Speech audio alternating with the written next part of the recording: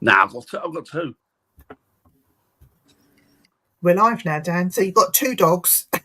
Oh, Because they said we got two. oh of God, the I'm case people want. But there's nobody in the chat right now, so it's all right. There's nobody in the chat. We're on, Jared. Well, I'm just gonna go on and anyway, share. the doctor said there's nobody here, so we can chat. Like, Anyway, the doctor said it could be a water infection. I've been with too many dirty women. It's either one thing or the other. I'm not quite sure. But once you've taken the samples, be able to tell me what the culture comes back like. If there's crabs in it, well, that's it, really, isn't it? As long as there's not slutty art, no slutty art. No Otherwise, slutty I art. think Jonathan would be saying something to you. Anybody listening to this straight away will think, what are they going on about crabs for and scrapes? I was like, He says crabs. and dirty women, slutty aunts. Slutty aunts. Yeah. Love a slutty aunt. Hey, Nettie. Nettie's just come in Hello, right on the minute when we were talking about dirty women and crabs. Not referring to you, Nettie. Not referring to you. We're referring to Viv. Is she nice? Me? Listen, I'm injured. Leave me out of it. She's injured. She's a walking wounded. She's a little soldier. She is Andy's little soldier at the moment. Yeah, hurt my hand. She did hurt her hand. So we're just chatting crap tonight, really. We're going to talk about different things and various things. It's been a while since in, they've had Nettie. the three of us. There's been the three of us. It's been a while, hasn't it? It's been a while. It's been a while. Not long enough, say some people. But yes, we're just going to shoot the breeze, as they say. So are people going to be available when they get over there? A lot of the Is what available? Are people going to be available when they... Prostitutes, what? No, not prostitutes. Yeah, of course they're going to be available. I didn't need one now. I won't need one when I get there. So honestly, you see the state of some of me. You wouldn't even if oh, mate, like me in a skirt. Who's walking the streets in London? Well, I'll tell you, it looks like me in a skirt, most of them. But I will be. I will be speaking to some horsey people, and me and Rita will be disappearing for a little tour. So that'll be nice. It will be. Nothing to do with paranormal at all, but no. Nettie says that she says, I think I'll call myself Nippy Net from now on. You are in like a shop there, Net. You are. What I'm hey, young Bri, hi young Bri, get out of my life. If you were to ugly, I'd want you for my wife. Young Bri, love you, Bri. Poor Bri. I bet he's hello, Bri. How you doing, brother? Hope you're doing well. We're just talking crap. Well, I think normal, Bri, normal. I think what we'll do is, if we can, get people together from the network, the show hosts like Nettie, Ian, Bri, and we'll all meet up somewhere and just hang out and have a bit of fun. And well, I'm thinking maybe under Christmas, a few months. Yeah. What do you reckon, Nettie? Hello, Mr. William Subby. I hope you guys do that when I come over because I want to go somewhere and hang out. Yeah, that's what I'm saying. We're off to America when you come over. We're off to Wisconsin. We're going to stay in your house. We know you won't be there, so you won't mind us using it. At least I'll have somebody watching my house. Oh, that would be funny. But yes. I was planning before Andy went away to go out and do a little bit of investigating, but plans just went completely out the window. And it always does, though, doesn't it?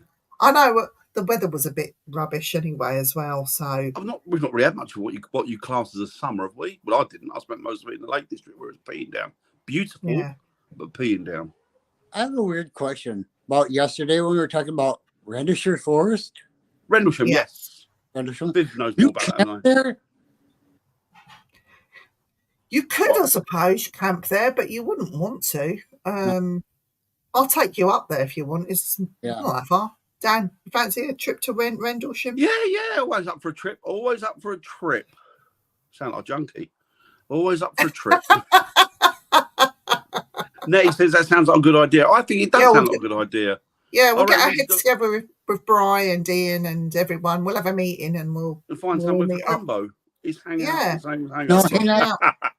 No, William, It, hangout not the same it as could be William. hangover is after you hang out. Oh, Brian's near Grantham, Tomas. No. Grantham. Is Grantham Nice. near Grantham? Is Grantham near me? No, it's up north of Grantham. Oh, is it? Nice Grantham. It's up there where I were. Oh, right. I'm thinking of the other place beginning with G, nearer to me, Gloucester. in Lincolnshire. Gloucester. Oh, yeah, I know what you mean. Oh, yes, I know what you mean.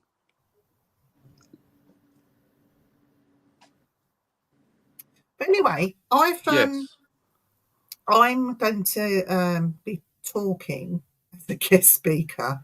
It hasn't been announced, but I'm going to announce it here. You heard it here first, folks. Yeah, you heard it here first. But next You heard it year, first. next May, I am a guest speaker at the CryptidCon UK event. CryptidCon UK. CryptidCon UK. Whoop, whoop. Beat down. And we should go to Glastonbury. we should go there. I love Glastonbury. But yeah, I'm a guest speaker, and I want to talk about this theory that I have. And I wanted to go out in the field and test this theory, which is using my mediumship with nature, putting out the call, if you like, in areas where these woodwows have been seen, to see if they then come and show themselves, and using sound vibrations and all. But we spoke about it before, Dan. And to see what does come out of the wood itself, you know? Yep. Yeah, And be interesting. so it puts yourself in line with, though, could it be cryptid that comes out and jumps out and has that interaction with you, or is it fae? Dan, I'm going to try and suss it out, but I want to suss it out and take you with me at some point, because if it is fae that comes out, I've got a theory, and I'm going to put it. I'll tell you tomorrow, because tomorrow on the show's paganism. So my theory that I come up with recently is going to be based on that, and it's well, you know, it's one of the eureka moments when all of a sudden you got all the bits there, and it hits you, and you think, shit, why didn't I think of that before? That was obvious. hello. hello, young William. No, we should go to Glastonbury. Yes, yeah, I like Glastonbury. We could be up with William, and we can put into practice some bits and pieces, and he can give us some pointers if he wants. William will go somewhere else for the day, will he? He most probably would. I wouldn't blame him. Thank you, Andy. I wouldn't blame him, to be fair. No, I wouldn't blame him. I think I'd make him right, to be honest. Bryce says, are they not one and the same? Who knows? Well, I don't think they are. Yeah, I don't know. I mean that woodwall, or I don't know about woodwall, but I know about Bigfoot. Have been seen eating live animals, or no, killing animals and eating them. That they're not fae. So, I heard a big pop. Nothing in this room. The thing is, they were going, oh, you know, these Bigfoot or these whatever, they're taking the animals and they're killing them. Well, hang on, we eat meat. I think it's rather hypocritical of us to condemn them for killing. The only difference is they've got the fortitude to kill their food. We haven't. Hiya, Sarah. Hope you're doing well. Sarah's in the chat. What is all of that? Young Sarah's in the chat. Chat, chat, chat, chat. Have you quite finished, Dan? Poor Sarah. Yeah, I have. Sorry, Sarah. Hi, Sarah. I'll be giving a few people a chat, an intro today. You didn't give Nettie one, though. Here's Nettie. Oh, Yeti. She don't look like a Yeti because she's Nettie. Here's Nettie. She's not a Yeti. In fact, we're going to call her Yvette. Oh, Yeti. Oh, Yvette. You don't look like a Yeti. Don't get upset. Don't blow your nose. Look over there. There's Briarwood walls. Don't look. Don't look at us. Sorry. It sickens him. Yes, that's fair enough. That's fair enough. Do you know what I wish I had, Sarah? She's just pulling your leg now. What are you saying? She's trying to be nice. I know she is. I know she is. Sarah's lovely. She's not, you know. She doesn't belong there with us trolls. What people have to realise, and cover your ears, William, you don't want to hear this, but it is like how nature is, you know. The beasts eat each other. Some beasts just eat vegetarian stuff like vegetables and leaves and forage, and it's just the way of the world. And even us as we are omnivores, aren't we? Omnivores. I've always said, when people have said to me as a zookeeper, "Oh, what are you doing eating animals? Do you love animals? You wouldn't eat them." And I point to the predators and say, "Well, they're animals and they eat animals, and if it's good enough for them, it's always good enough for me." Mm-hmm. But you know what? Of course, I don't. You know, if people have got the fortitude to withstand eating meat, good luck to them. Good luck to you. I've got no problem with that. It's, you know, you gotta have animals that eat other animals just because of the fact that there'd be overpopulation if they didn't. Yeah, exactly. It's a balance. Exactly, mate. We were describing have you noticed, Brian? They could be. Some could be. But have you noticed, though, the photographs are very grainy. Nobody's come up with some proof. No. But recently, very recently, there's been some trail cam footage that has been released. And do you know what, though? It worries me with AI. It makes you think, like, you question it, like, is that real? Really? Why now, after all this time? And that's why I was talking last night about things. We were saying about last night about, I said, thing with AI is it's done to, because they could show you something that's real, but you're not going to know whether it is or not. Yeah. I'm full of it. I am full of it. Do you know what? There'd be enough food there to feed quite a few families for quite a few weeks, wouldn't there? Is there out happening in Skeggy Farm when we can meet there? That's not a bad idea. We've not booked anything because it was last a letdown. year it was a bit of a letdown, and people wanted to go, and then it came up with so many excuses. In the end, it became a chore. It wasn't really enjoyable. But I think maybe next year there might be 1 or 2 events that we might do. And if you want to go, then you go, and if you don't, you don't. But there will be expensive events. They won't be cheap, and it will be a limited number of people.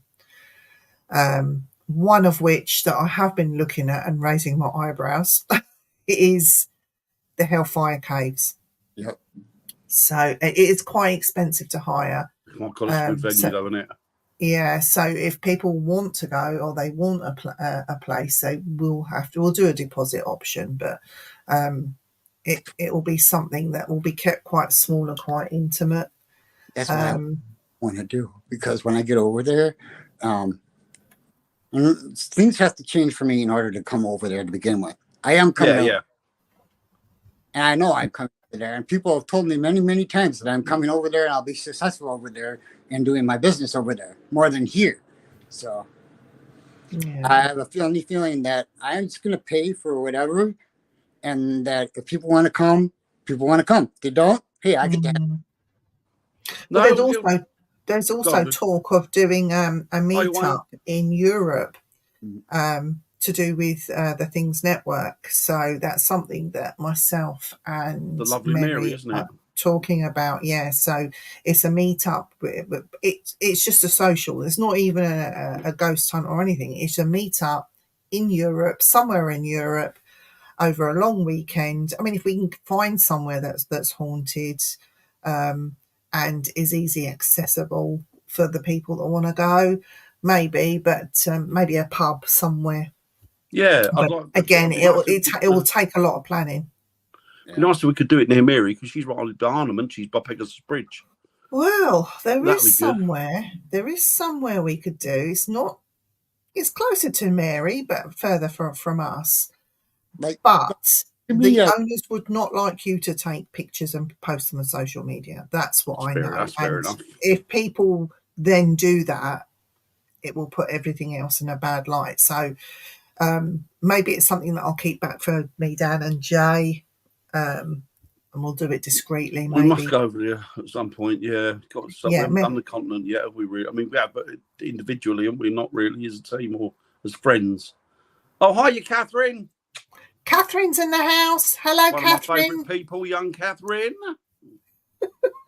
She's brilliant. Williams says she's the best. Williams says Glastonbury has a large number of new age shops and some really spiritual places to visit. The Georgian Pilgrim pubs. Yeah, I love Glastonbury. I always go. I went to Glastonbury shortly after lockdown. For a long What was it like? Well, we went into the Georgian Pilgrim, and we had something to eat in there, and I was disgusted with the state of it. It wasn't that bad. The table was sticky. The glass was in that I had my half a shandy in was, I wasn't impressed at all, and I couldn't wait to get out of there, to be honest. Now, if it's like that downstairs, I'm not saying that the rooms upstairs are like that, but downstairs was terrible. Well, front of houses like that, it doesn't bode very well for rooms, does it? But it is a busy place. Though. I love the shops in that in Glastonbury. Hiya, Irene. Are you doing well? I went into that very, very expensive crystal shop. The one where you go under the tunnel and there's crystals stuck in the wall. Yeah. Oh, yeah. It's nice down there, though, isn't it? And I actually bought a piece of, to wear around my neck, a piece of fluorite. Ever so pretty, very expensive, but Andy was treating me as anniversary present. You got milk if you want it. Yeah, I did. I milked it and I got it. But it definitely wasn't worth the money that he paid for it. But I got a piece from there. Good. I'm quite proud. It's nice down there, isn't it? I think is there a little cafe down there or something on the left, isn't there? I think I was down there one day and there was a girl, only a kid, but very pretty, but a kid, and she was like a new age type, and she stood there looking at me. I was sat there at this cafe looking at me, clearly off her head drugged up. And she's come up, and I'm talking to Hazel, and she's come up and she's gone to me in my eyes, and she's gone, hi, and I went, bye, and I just bye. Hi, Mark. Hiya, Mark. Do you know what, Mark? We're freewheeling it today, mate. We're just freewheeling it. Yeah, I was going to get a particular guest on, but because of events that happened over the weekend and yesterday, it's gone. It's gone. It's gone. Explain to him, Viv. Explain to him what you did to your hand. Go on, tell her what you did. So I had an accident at work yesterday, and I have 2 fractures in my hand, and they're hairline fractures. It's very painful and very it's not good. I've taken my splints off to give my hand and arm a rest from wearing it all day and all night yesterday on a lot of painkillers, and that's basically what's happened. But you're all right, aren't you? Yeah, I'm all right. Good. I'm just achy. Yeah. Catherine says, "What that shit, Danny boy?" Me not know what that shit is, Catherine. Irene says, I've got to get more stuff. That poor husband of yours, that poor man. I've got to get more stones. I'm going to a big jewellery show in October. My husband is going to cry. The poor man. Wow. Do you know what? Irene's jewellery. She did. My God. Yeah, Irene's jewellery is absolutely amazing. I love my piece that she made me. It's next to my bedside table because I was wearing it the other day. I took it off, but yeah, it's amazing. She's very, very. She's got talented. An eye for it, hasn't she? Very talented. She is. Yeah. So, Andy's off to do the Northwest 500s. Oh, that's beautiful memory, isn't it? That one. He leaves Sunday. He Sunday. goes. He's going to love that. He'll love that. And then the following week, I'm going up a mountain. Yes, you're going up with young Mark, aren't you? You're going to. I'm going up with Mark. Climb every mountain. Well, see, now, William Becker, if he was here, would say, that's not a mountain, that's a hill. Mm-hmm. By American standards, I suppose it is a hill. By American standards, it's a hill. We don't have mountains over here. By all European standards, we don't have mountains over here. By that. But this is it's going to be raining. We saw the forecast for next week. It's forecast for rain all day. So Is whatever that good we or get, bad though? well, at ground level, whatever you get at ground level is going to be Worse 10 up times top. worse up at at the Yeah. top. Yeah. But it won't put me off. I don't mind getting wet knickers. And do you know what? The like- weather changes quick, doesn't it? So it could be fine by the time you get up the top or whatever. Yeah, I'll be looking out for any fae or anything that wants to, show itself on route. I'll be having a look. I might take a wee bit of a film when I'm up there. Lots of photos. But it depends. Again, it depends on weather and whether you're going to see much. So, but I should imagine if anywhere's going to have fae, ghosts, imprints, whatever, It's going to be somewhere around surely there. somewhere around there, because I'm coming down Miners Track where the old mines were. So That's one of my. I've got a bit of exciting news. I'm giving a talk next year. I'm giving a talk on how to catch a ghost with just a cheese string, a fart, and a bottle of a matchstick. It's a 7-hour talk I'll be giving. I know I'm going to get lost in a tunnel out there. I know I am. well, if I Not take if you use my cheese string, matchstick, and fart in a bottle trick, you'll be fucking laughing. You catch loads of them. well, if I take you to Butte and you talk about that would be the funniest thing ever, Dan. I'll do it as what do you call it? The penny fan. It's the old one's up a penny fan. Yeah. That's one of my stops. And I want to go there.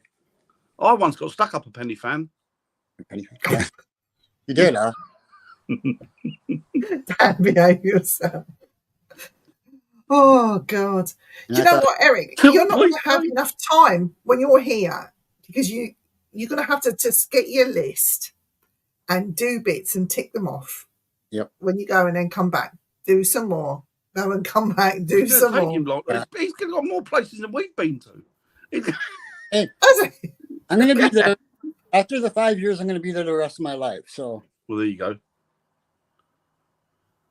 Yeah, but he wants to do it before he gets too old and decrepit. And I'll be Well, climbing. he's got a year or so, hasn't he? I'm only 52 years old. I know you are.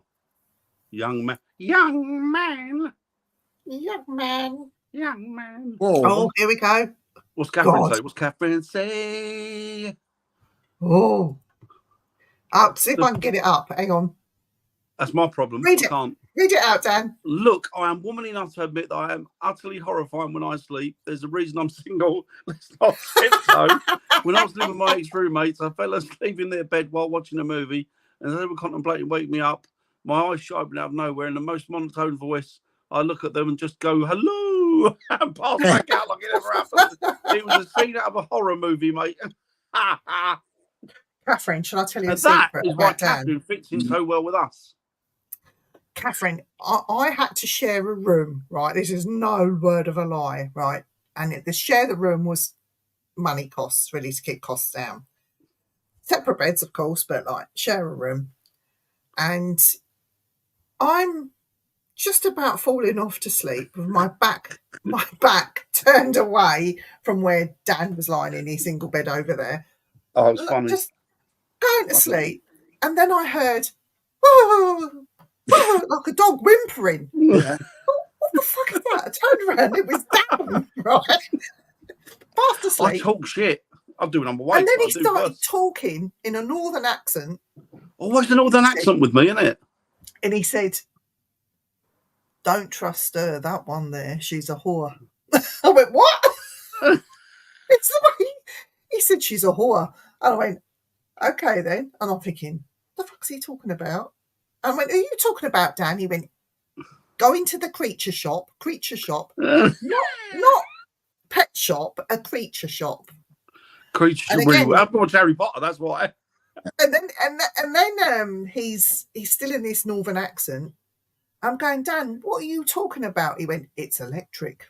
Like so calmly. "It's electric." Is it? I went, And then he started whimpering again, and I never heard anymore. I wish I recorded him so I could play it back to him. You would have laughed so much, Dan. I woke Hazel up one day because I said, hey, fucking look at the state of that. And he gets a suit. Look at the state of that haircut. And he gets a suit to go with it next week. And I was like, what the fuck is that all about? Is that what you What is said? that all about? And that was another Oh. one. Hey, you ugly bastard. It was Hazel said, you were asleep. I went, I wasn't asleep when I said that. Don't remember it. I was fully awake. I knew I was saying it. I felt like hell in bed, says William. Oh, that is Dutch oven time. I wanted to see sprinkles on a hooker, Viv. I know. It would. You wait till you get over here, Catherine. You'll have a blast with us, honestly. I was talking about some pizza when I had a northern accent or something with. Oh, to Jamie. He said to Jamie. He said something about Dr. Urtka. Dr. Urtka. Jamie just, he didn't even question it. He just burst into fits of laughter. When Jamie goes, he really goes. He's crying for hours, isn't he? Oh yeah, he can't control himself, can he? No. He just he literally almost wets himself. Then he laughs so much. He laughs really hard. Which is why we have such good fun when we all go away on investigating nights out or whatever. And we stay over somewhere for an evening. We have a laugh. Because everyone's doing this really serious investigation, all their gadgets, this sort of thing. And then us three come, all right? And we're too busy. We're having fun and investigating. These are on public ghost hunts. These are not on the serious ones. And we're having a bit of fun with each other. And then the ghosts want to interact with us. But the thing is, when the ghosts interact with us, Jamie shits himself. I shit myself. Jamie starts screaming, and Dan's just sitting there going, yeah, it's just them two. Just them two, isn't it? I've heard that one be done where I was. It's like, we're too busy screaming and effing and blinding. We can't show it. I've done one once, and it was like talk about fucking idiots. And anybody that had been watching this must have thought, if they'd seen this on video, they'd have thought that is the shittest investigators ever, and they're idiots. Me for 20 minutes going, hello, and the voice coming back, hello, bloody hell, hello, can you hear me? Yeah, can you hear me? Where are you? No one. Where are you? I'm up here. Where are you? Well, 20 minutes went by and we walked into each other. We thought we were talking to a ghost. We were talking to each other for 20 minutes. Got closer to each other and went, oh, it's you. Oh, all right then. And walked away. You know, the funniest time in memory is when you were talking to the old bloke or the older bloke about the spirit box and how it's going off, and do you think that spirit can... He's going, oh yeah. And Dan told me this about this conversation verbatim, and Dan was telling me about I got really well with him. We were going to share. We were just about to share numbers and Facebook places and everything. It didn't exist. He was the ghost that was setting off the spirit box. He wasn't talking there. to a ghost. I bet he must have thought, here, when you go down there, lads and lasses, there's a fat one down there. He's a fucking half-wit. Go and wind him up. He said, he doesn't even realise you're a ghost. Talk about arsehole. Yes. Oh, we had, honestly. Oh, do you know what? It's been ruined, apparently, by lots and lots of people with cameras doing not even ghost hunters, doing impromptu ghost hunts and what do they call them? Urban explorers all around there, and it's ruined. And I saw it in a paper the other day, and it was also on the internet, that they're setting up a watch around there because they're sick of it, which you can't blame them, really. Can't blame them. Well, because people are going into themselves. Doing crap. I mean, you leave stuff alone. Don't take stuff. No, they're just in there, loads of them walking around with cameras, and they're just like, you know, is it haunted? I don't know, to be honest. I think there's more of an essence. Do you think that's overrated, Dan? It's I think the pub's haunted, Viv. I think the pub's haunted, and I think the church might have something going on it, but no more than anywhere else. No more than anywhere else. I think the woods and all that is foxes scream, and somebody put a scream on there one day, and they went, "Oh, this is the screaming. This is the spirit," and it wasn't. It was clearly a fox. Clearly a fox. Do you know what I'd like to do, which it's got nothing to do with the place I'm going to mention, but it's not overly done. And through history, and there's been recorded sightings Best places. of pagan rituals taking place there, and even stories of summoning and things like that. But there's a little wood near Highgate that's on a ley line, and it's a little gem that no one's talking about, and everybody's missing. And it's got links to do with this Highgate vampire. Now, I'm not sure about the Highgate vampire. I think it might be something else. But there are links to rituals and all sorts of things happening in their wood, and there is still remnants of stuff going back to those days. Might be quite interesting to see the ley lines in London, see where the activity crosses, see what you get from it, see what you actually get from that might be quite interesting. But yeah. London's very because it's big and urbanised and it's a city and it's busy. People think there's nothing there, but there's lots of stuff there. There's lots there, yeah. Still better than my sister. When she does that awake but asleep thing, she'll look at you and just go, fuck you, and pass back. Like I know we're chilling playing video games. One of the ruined abbeys brilliant. Who apparently have tunnels underneath it, and I want to go find them and crawl through them. It would make, to be fair, Catherine. There's tunnels, they call them air raid shelter type tunnel things. Yeah. And they're all around here where I live, but they're kept very secret, and a couple of urban explorers have stumbled across them and even found newspapers and transistor radios still in there. But people haven't been in there since the war, have they? Yeah. Which is quite interesting. It's quite interesting. I'll tell you where I'd like to go, actually.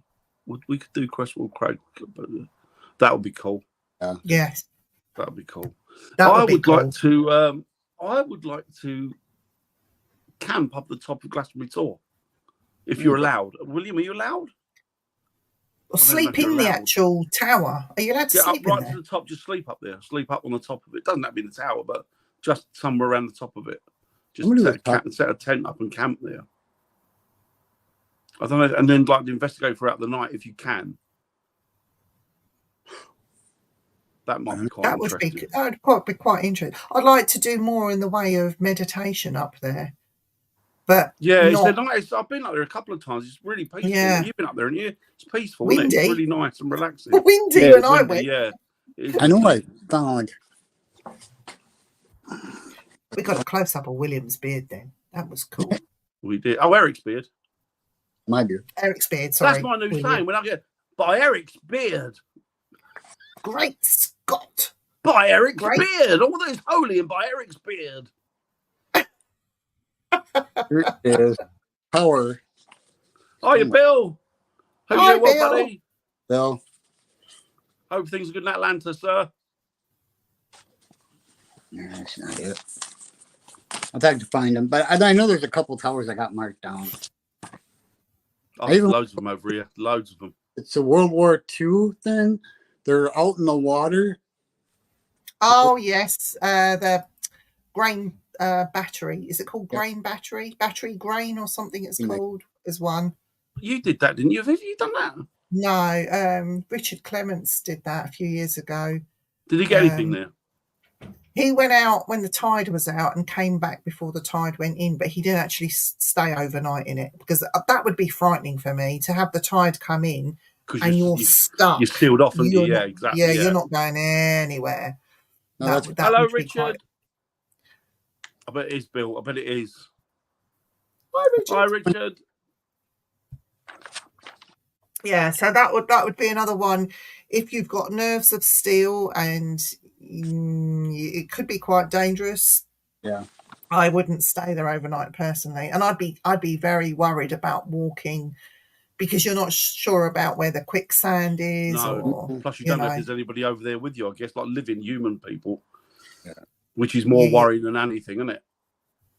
Yeah, I'd be a bit of a chicken, to be quite honest. Yeah. I'd want to go and do it, but I'd be there as soon as you get there. Come back. It's like camping. I used to love camping. I used to do it all the time. Every week I used to do it religiously, and I'd be out in the woods and that. But then I had a couple of encounters with people and thought, you know what? Nah, it's not safe anymore. You know. Wild camping, wild camping, they say, is illegal over here, but It is, is but it? I've done it. Is I've done it loads. I was lucky enough. A friend of mine was a farmer, and he had like acres of woodland. So he used to go, "You go in there if you want to do what you want," and it was great. But even private woodland is not fenced in. So you'd have.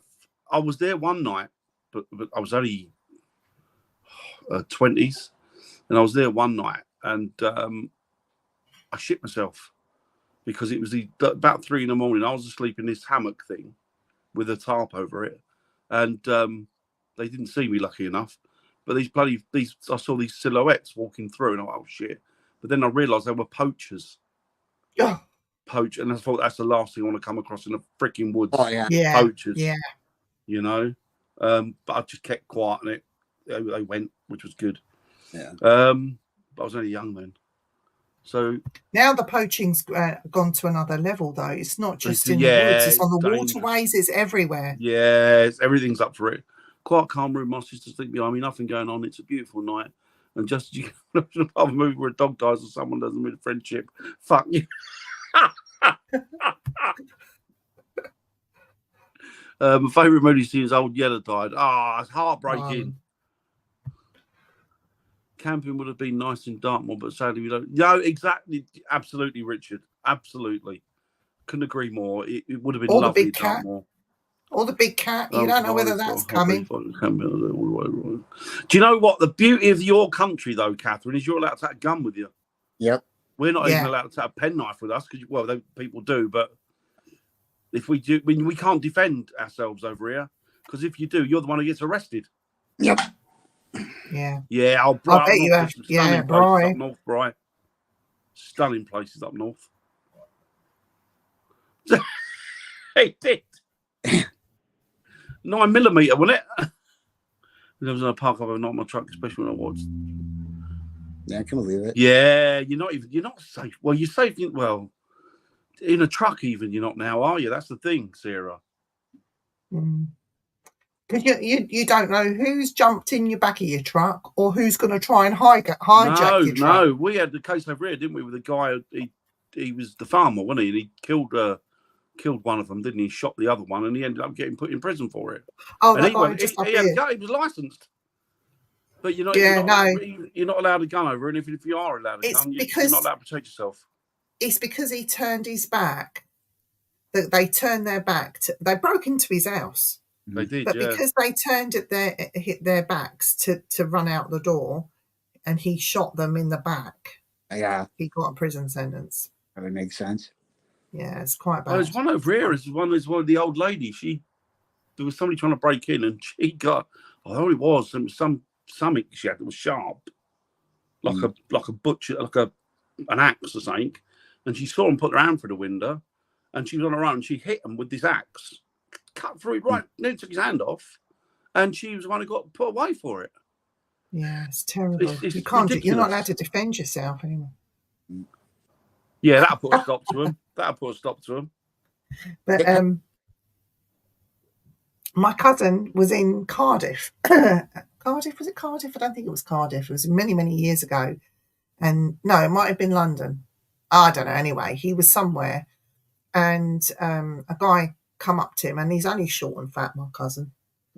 And it was after a jiu-jitsu class. He used to study jiu-jitsu. He's been doing it for years. But he's only short and fat and balding, and he doesn't look like much, you know. Don't mean anything, though, does it? But anyway, this guy went up to him, put a knife to his throat, and said, "If you don't give me your wallet, I'll cut you." And so he said, "You're not having my wallet, and you're not going to cut me. I suggest you put your knife away and walk away. I study martial arts." And the bloke laughed at him, and he put the knife in a bit deeper, and he said, "I'm going to cut you if you don't give me your wallet." And he said, "I'll repeat again. You're not going to cut me. You're going to put your knife away, and I'm not going to give you my wallet." And this time he stuck his knife right in and it nicked his skin, and there was blood, a little bit of blood pouring. He said, "Look, I've told you nicely. I'm not going to tell you again." He said, "Put your knife away now. I'm getting angry, and you won't like me when I'm angry, just like the Incredible Hulk." And he laughed at him, went to stick his knife in further. And what David did was he disarmed the knife, got the guy and threw him through the shop window that was right next to him. Really? And the police were called because the guy clearly, like, he landed on whatever that they were displaying in the shop, smashed all the stock, windowed gone because the window had gone in. They're expensive, and all the plate glass windows, aren't they? Yeah, well, they were both arrested. David was charged with array, and he was taken to court by the people that own the shop and was made to pay damages for the window and the stock that they'd lost, and bound over to keep the peace and fined. But the guy that went to stick the knife in them to try to get his wallet walked away scot-free. Really? Wow. Because David had thrown him through a shop window. I remember that one. You can't even defend yourself. I know. I remember that one in America. The guy was an ex. He was an ex. He was a Vietnam vet, but he was getting on a bit, and he was an some special forces guy, like something above the Marines, like some special forces guy. And he was on a subway, and I think it was New York. It was, and they tried to get a couple of youngsters to try to thing him. And he disarmed them with a knife and then stuck it in one of their throats. Blood everywhere. They landed. A woman dropped her shopping. He got up, the old boy, gladly picked her shopping up, handed it back to her, and said, "Sorry, dear." Got off the train and never knew who it was. But they knew that they recognised him through footage, and somebody grasped him up through footage on the thing because of the train, and they realised it was, but nothing they could do about it because they were self-defence. That's the beauty of America, isn't it? Self-defence is you're entitled to. Over here, we were told years ago. Or actually, a friend of mine was told years ago that as a security guard, you're allowed to chase somebody to the entrance of the building if they're leaving, and after that, you're not allowed to pursue them any further. You have to stop at the edge of the property. You're not allowed to put your hands on them. No, you're not allowed to put your hands on them. No. Put your hands on what? Jesus. Bloody hell! Really? We're missing stuff here. Hang on, let's go back. I'm back. Hang on. So Bry's gone all northern here. Hang on. Where is young Bry? What's that say? Oh, hang on.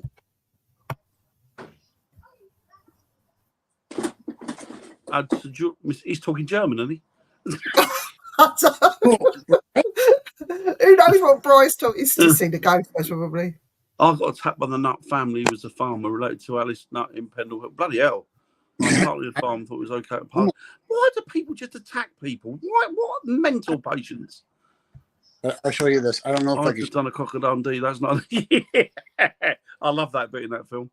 Love a nice blade. They're so personal. Try US Army for teaching me about.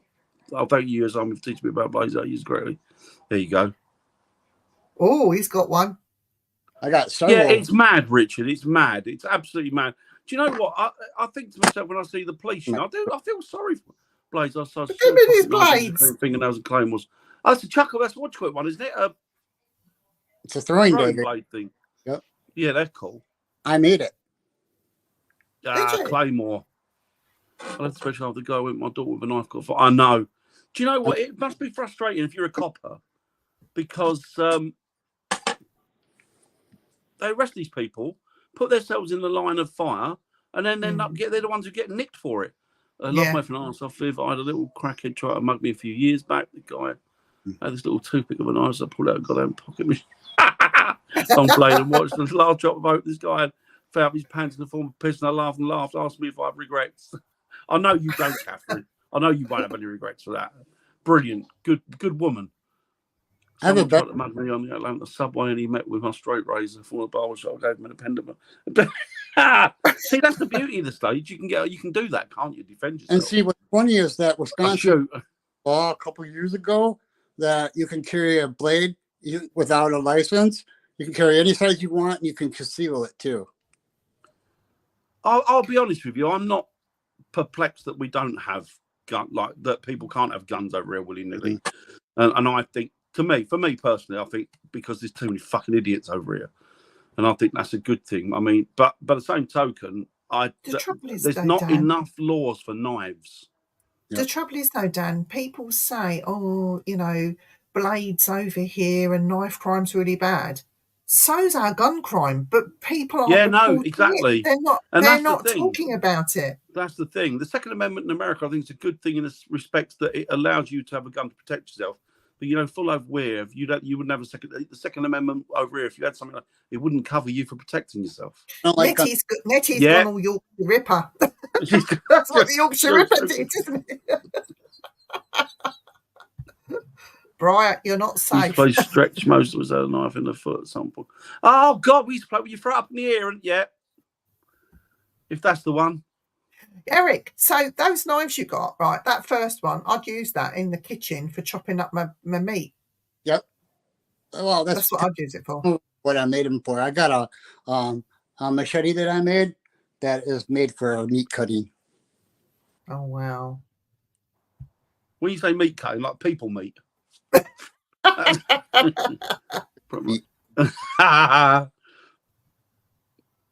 on you, Catherine. Good on you. And I made a throwing hatchet that I call the dragon. Don't give her any ideas, Richard. She's dangerous enough without ideas. For God's sake, Richard, don't encourage her. We honestly, don't call her Nettie the Revenge for nothing. No. Yeah. Is it really? Yeah, but here in Wisconsin, they changed that. You can carry any size you want. Well, some states do open carry, don't they? Nope. With guns and stuff, don't they? I mean, Texas do open carry. Actually, Catherine will know about that. But you got to have a permit for a concealed carry, for carry and concealed carry. So, but I know in Oregon when I was there with William, he was explaining to me that you are not allowed to have open carry. They have to be concealed on your body. Even the police, they have it in a holster, and you have to have a good reason to draw that gun. If you're drawing it and for no reason, you could be done for that. So and the other thing which really astonished me, they have like these country fairs, but they have raffles like we would. But somebody would put a gun in the raffle with ammunition. Over in America, when you buy a gun, you have to produce this document, that document. You've got to go through all these checks. What you do in Oregon, have all these checks before you issue a gun license. But you could go to a country fair and win one on the raffle and be a nobody. Yeah. Well, here in Georgia, you can carry a weapon open or concealed with no permit. That's unbelievable. Yeah. That's ridiculous. Just changed last year. Bloody hell. That's bad. Yeah, that's that little side pocket, isn't it? Down in the front. Is that it, Brian? Yeah. Or am I right? Right. Yep. I can't... No, that's right. Oh, okay. Yeah. No, sorry. Do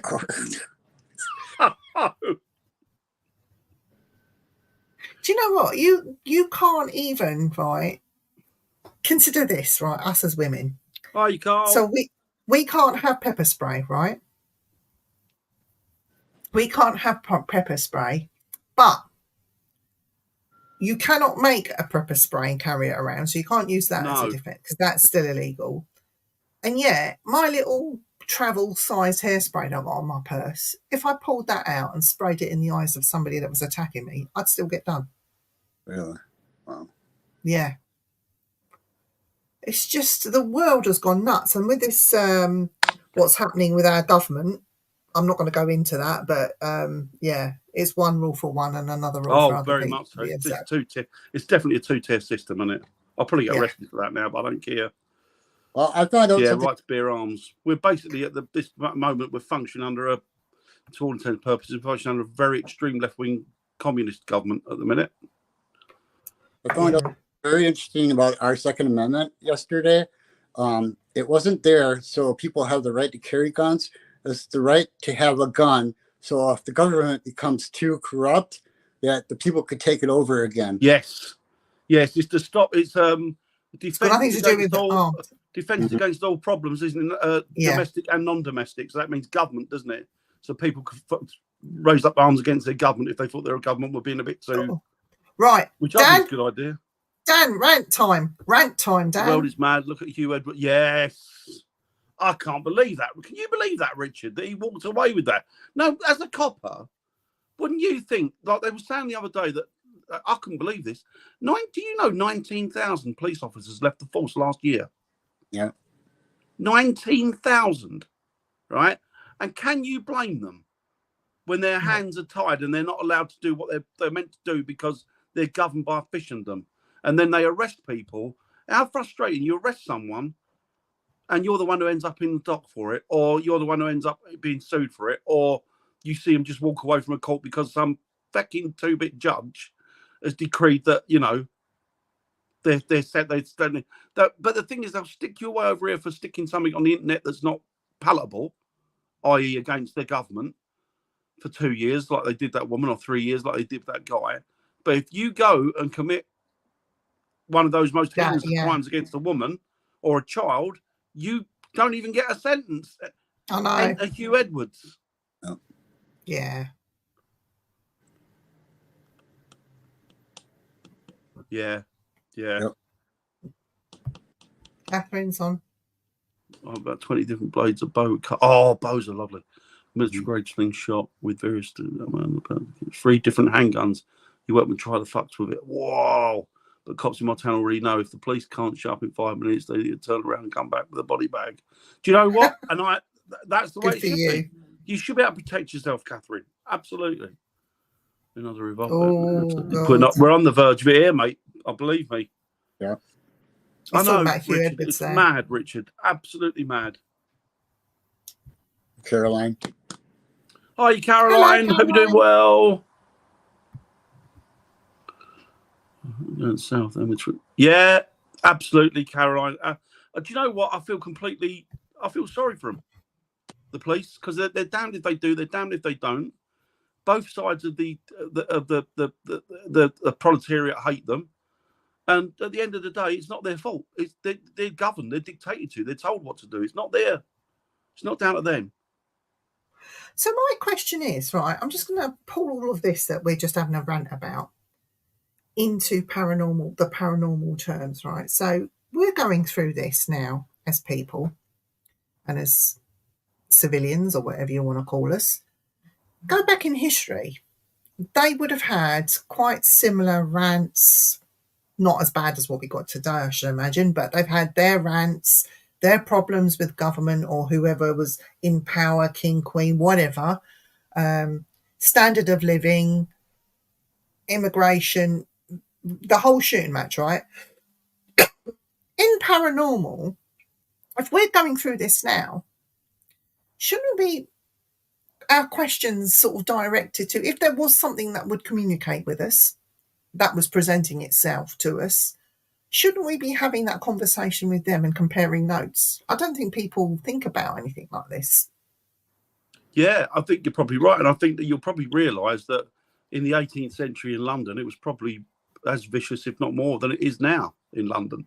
Yeah. You know what I mean? Because there was lots of death and lots of murders and lots of shenanigans and drugs, and all of that's been going on forever. And I think that the problem as well is that with social media, it's highlighted more. So you'll see, it's been there, it's always been there, but you're just seeing it more now because it's more accessible, you know. And I think that's the thing, isn't it? Planes to be crashing all around you, but if you haven't got a newspaper and you don't see it, you're not going to hear about it, are you? Yeah. So, and it's like, Erik, you've got the history with the First Nations, and yet the ghost hunters, investigators, if you like, whatever you want, they'll go to a place. I'm going to look for the Bell Witch. How about looking for some of your First Nation that were there prior to all of this? You know? Well, they're people as well, aren't they? I mean, when did we stop? When did we not investigate them? Because they're people as well. So people are people, irrespective of what your colour or creed is. You're still the same thing, aren't you? Really? So you're interacting with your own anyway. But yeah, it's mad. It's mad, isn't it?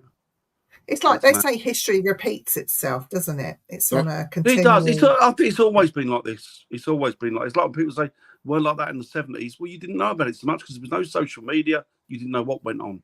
And then when you look back, there was an awful lot of serial killers from around the 70s.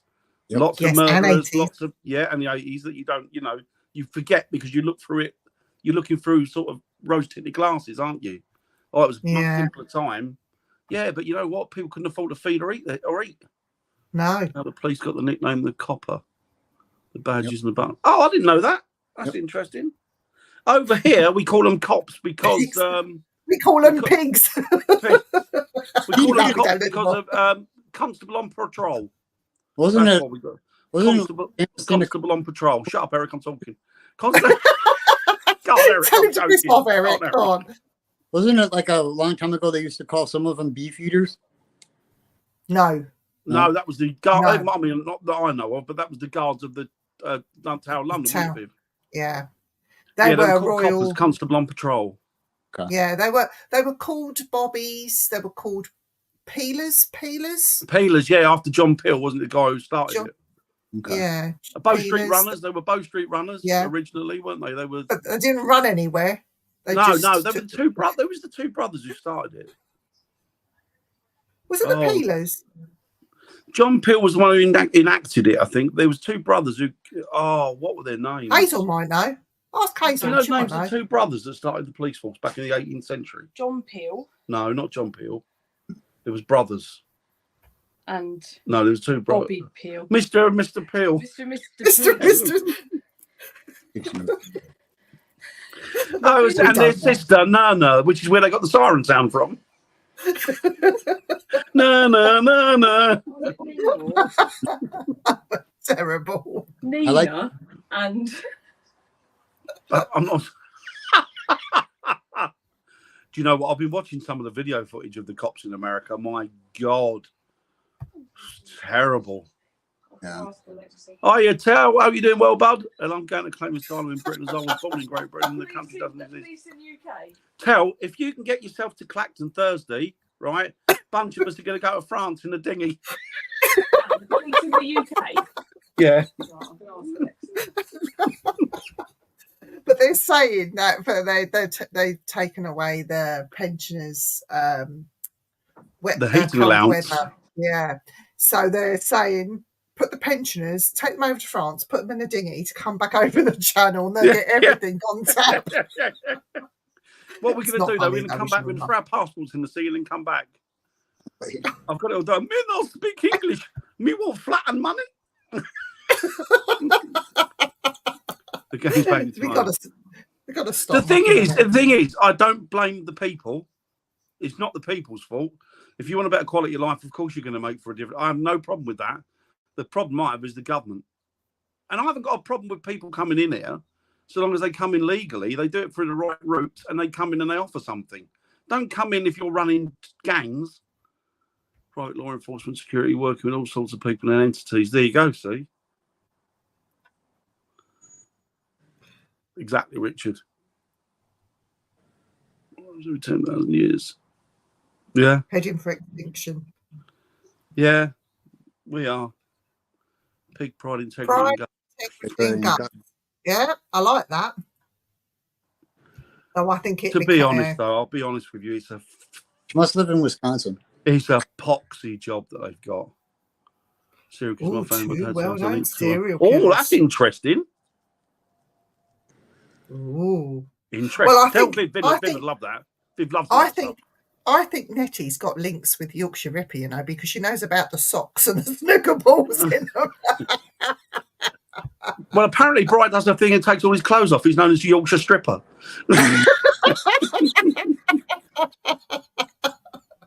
Oh, Constables, dear. yes, constables, yeah. Called I Ted checked. Smash. Oh, tits. I do remember that.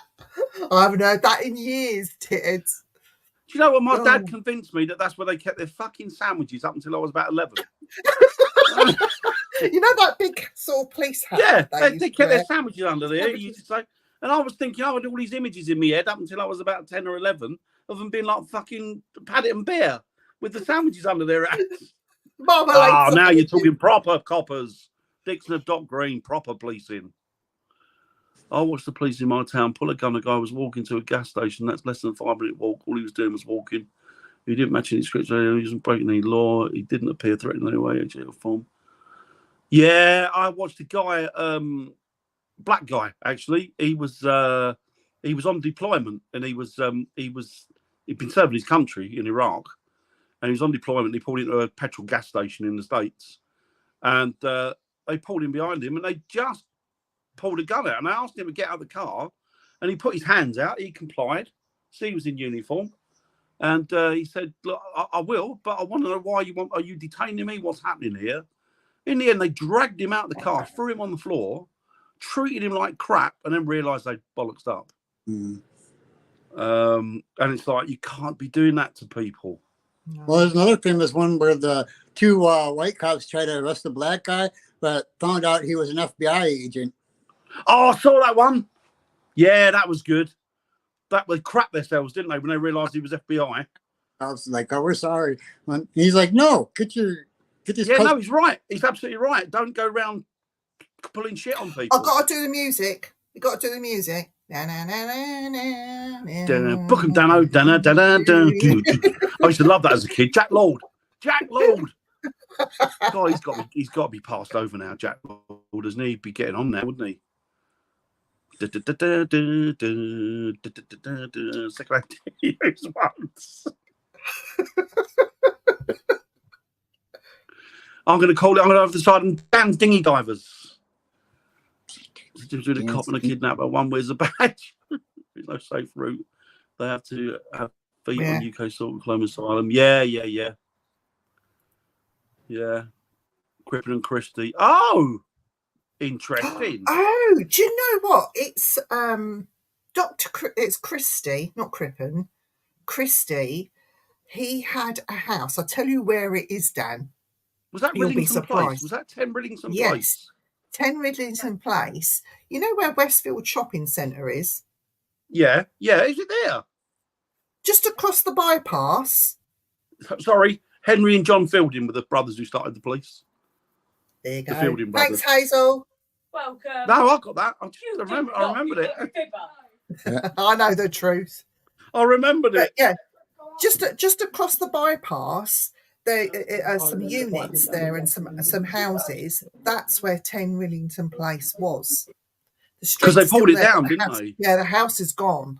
But 10 Rillington, and that changed the name of the street completely. They Wasn't that remodeled it completely. It was a Jamaican family, I think, that went in there, didn't they, after him? Yeah. And it was like, bloody hell, what's the smell? And then they pulled the walls and the door, and there was bodies all over the place, weren't there? Exactly, yeah. Because the factories, I don't know about now because it's been a long time since I was over there. But when I went over there, the factories were still there. Were they? Yeah. Because Christie was the one with he was the one with Evans, wasn't he? Evans' wife. Yeah. He said he was a doctor. And he was a St. John's ambulance man, wasn't he? And his what's her name? Geraldine Evans, Geraldine the baby, and the wife. That's right. They're buried in it's just past Brentford. Oh God, what's that place called? It begins with G.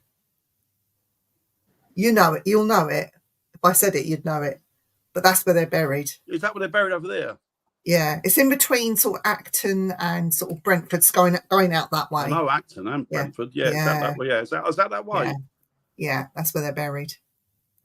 So where's he? Because he was executed, wasn't he? Evans. Yeah, was Christie executed? Billingham. Yeah, they caught him on London. Was it London Bridge or one of the bridges? The copper noticed him on, didn't he? He was coming. Yeah. In the morning, he said, "Mr. Christie," and he looked. He's like, "That's it. You're nicked." That was Bobby who caught him. Yeah. I don't know what they're laughing at, but they're laughing. I'm trying to catch up. They're laughing at you, Dan. Everybody does. Oh, you got a camera in here, Dan?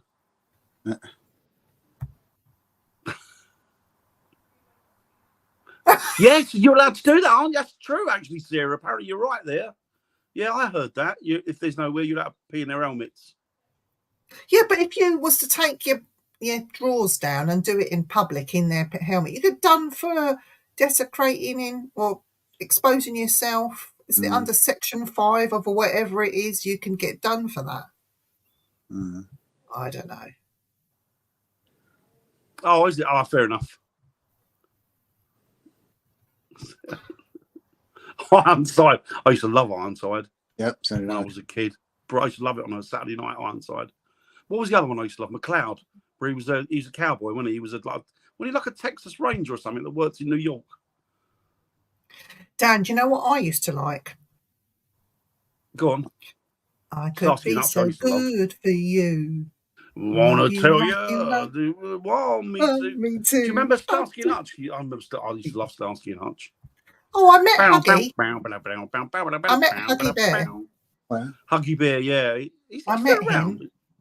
I Have saw you? him at I saw him. Damon had pictures with him and everything. Damon didn't even know who he was. Wow. My great grandfather's brother lived in Temlington Place. He was Mr. Kitchener. My nan's sister Oh, also lived before him. She was Alice. Bloody hell. Alice Aldridge. That name rings a bell. Yeah. So was Mr. Kitchener. Yeah. Wow. Was it what Caroline? Was it like did they rent rooms out there? They did, didn't they? You rented rooms out there, didn't they? Gillingham. It is Gillingham, isn't it, Viv? No. No, Gillingham's Kent, isn't No. it? No, Gillingham's Kent. Gillingham's Kent.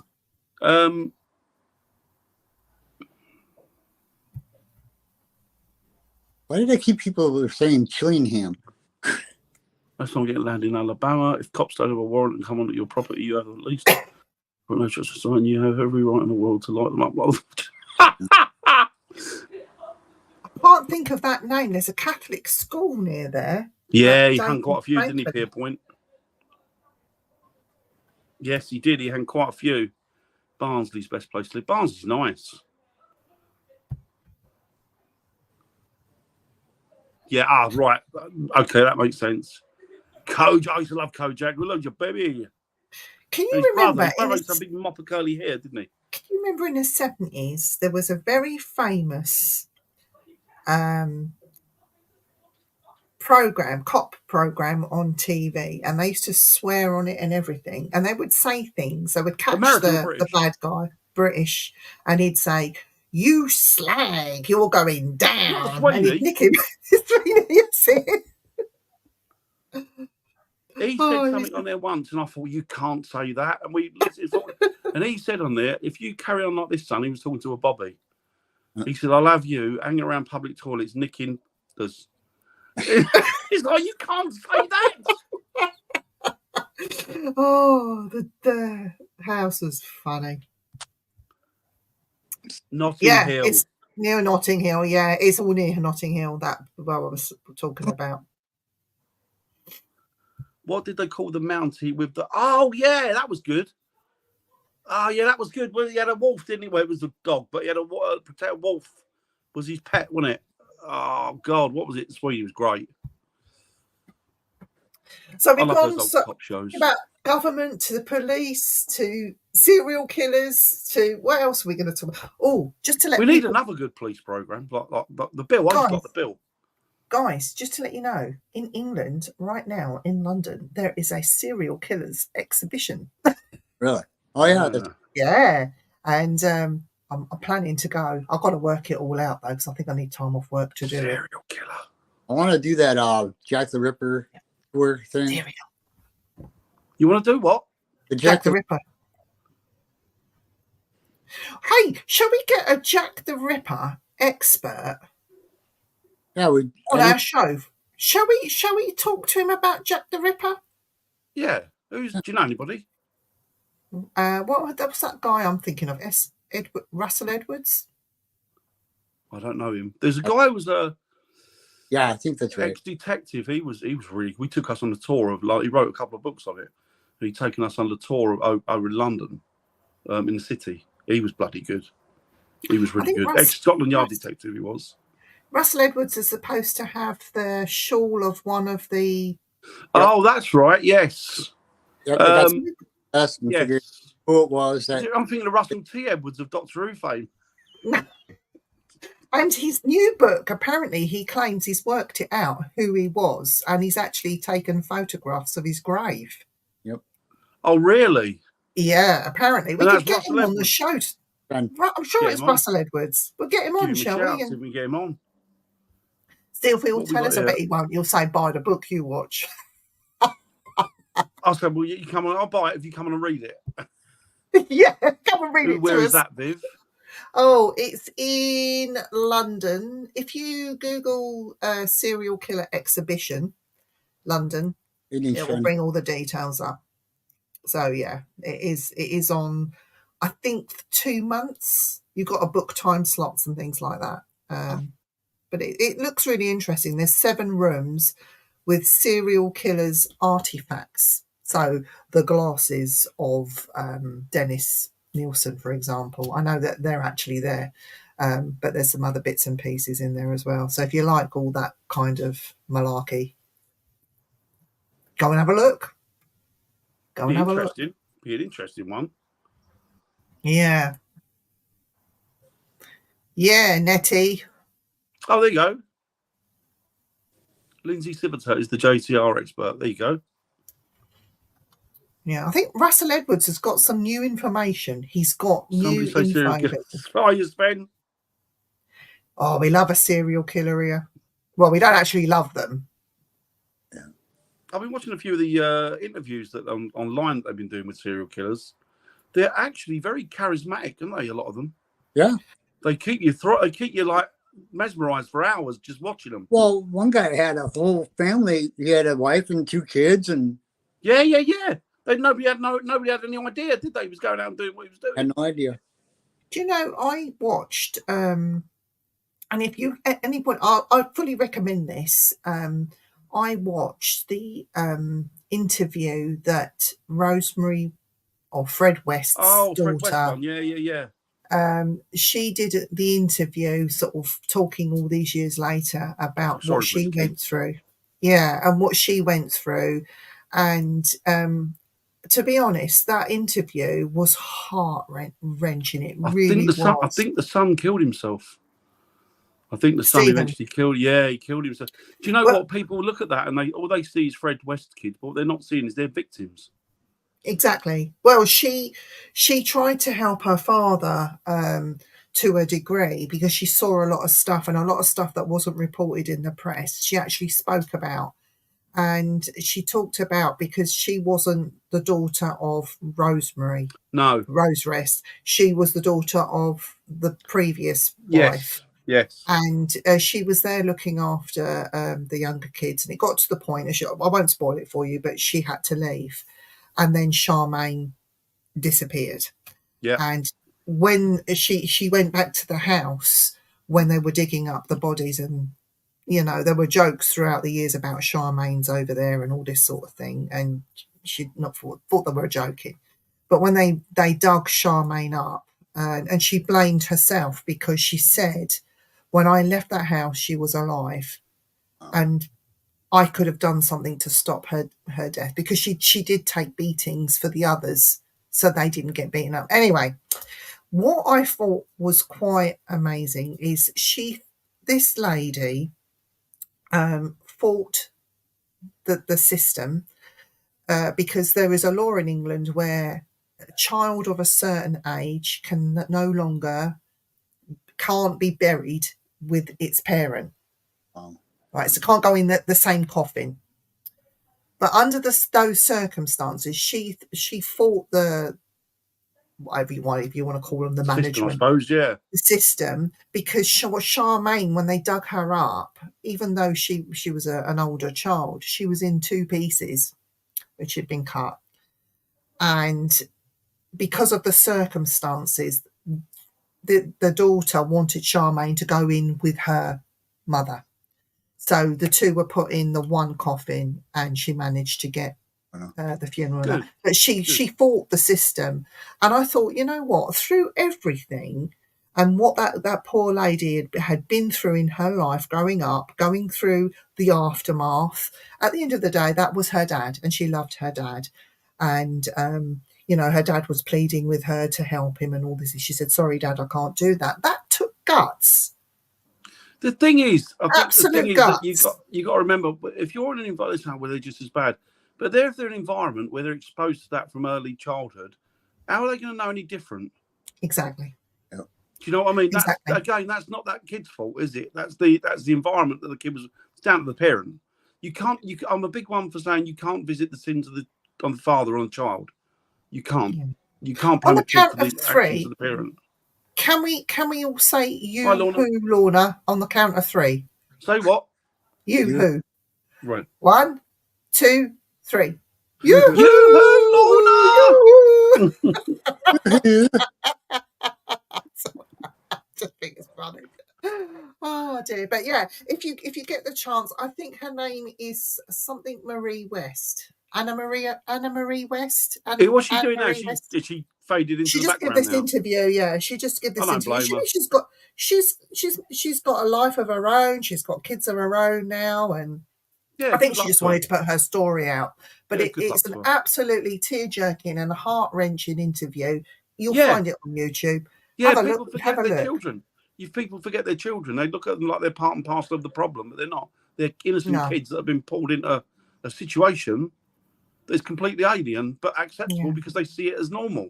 Yeah, and she's one lady that managed to sort of after all that went on, she's turned her life around, and she's a very strong woman, and she's an example to us all. Basically, we think our lives are shit and we're going through bad shit. Go and watch that interview, and then you'll soon Yeah. think differently. You know. Yeah, you see But people yeah, what they are, don't you? They're just people. And that's the fact Yeah. of life. There's always somebody worse off than you are out there. Yeah. Yeah. It's sad. It's sad because at the end of the day, through no fault of their own, they shouldn't carry it, but that's a heavy weight they have to carry for their life, exactly. and it's not that nothing to do with them. You know. Yeah. But again, like when you think of all that trauma and everything that people go through, just in general life, not talking serial killers or whatever, just general trauma, some of that energy that we're experiencing as living beings must be blasted into Yeah, it's got to be. the brickwork of our house. I don't know. It's got to And be. it's got to go somewhere. So when people say to me, "Oh, I'm living in a haunted house," I look at them with a skeptical eye, like, really? Yeah. Yeah, no, I agree. I agree. That just doesn't dissipate, does it? That type of energy just doesn't fade into the background, does it? It gets absorbed. It ends up somewhere. Hey, what do you know? I do the same for pedos. Yeah, me as well, Catherine. Me as well. Them bastards don't deserve anything. Nope. Shit, the only reason I'm not in prison is because orange doesn't look good. Hey, Catherine, you do know that orange is the new black? I love that. Have you watched that? Have you watched Some that? of Very it. good. I love it. I'm Brilliant. into Prisoner Cell Block H, the original, at the Oh, moment. yeah, is that the Australian one? Yeah. That used to be quite. Be- My mum used to like that. There was one I remember when I was a kid called Behind These Walls. It was British. Yes. Behind These Walls. That was good. I think all the kids think however they were brought up is normal. Yeah. At least it was familiar. Yeah, about the same abused children. That is the name. Is that the name of her exactly, new book, Lorna, Behind exactly. These Walls? I think that's the name of her new book that she brought Oh, out, is it? explaining everything. Yeah, I think it's Lorna's called Behind absolutely These spot on. I Walls. agree with Lorna. Kids think however they were brought up is normal. Yeah, exactly. At least it was familiar. Yeah, about some abused children. They just want, yeah, because that's what they expect, isn't it? I hope you are, Catherine. I need you to protect. I need you to protect. I always need good friends to protect me. I don't. Not one bit unless you're provoked. Within these walls. Within these walls. Yeah, They're good. But yeah, it just like gives you food for thought, doesn't it? If you're going through something, and then all of a sudden your coffee cup is moving across the coffee table on its own. Is it you projecting that? I think in some cases it probably is. Yeah. I think that we've got probably more abilities than we. I know that sounds mad. Oh yeah. But I think that we've probably got more abilities and energies that we can utilise with the power of the mind than well, the American government approved it with a lot of stuff, haven't they? Mm. Do you know what really pees me off is when somebody will claim that their house is haunted. So you get the rigmarole, getting the team together, going to the house, and I stay really quiet. And then the owner of the house will say, "So which one is the medium?" And then they want a reading from the medium. They want So the house is not haunted. No. They just want a reading from the medium, but they'll claim it's haunted to get the medium there for free. Yeah.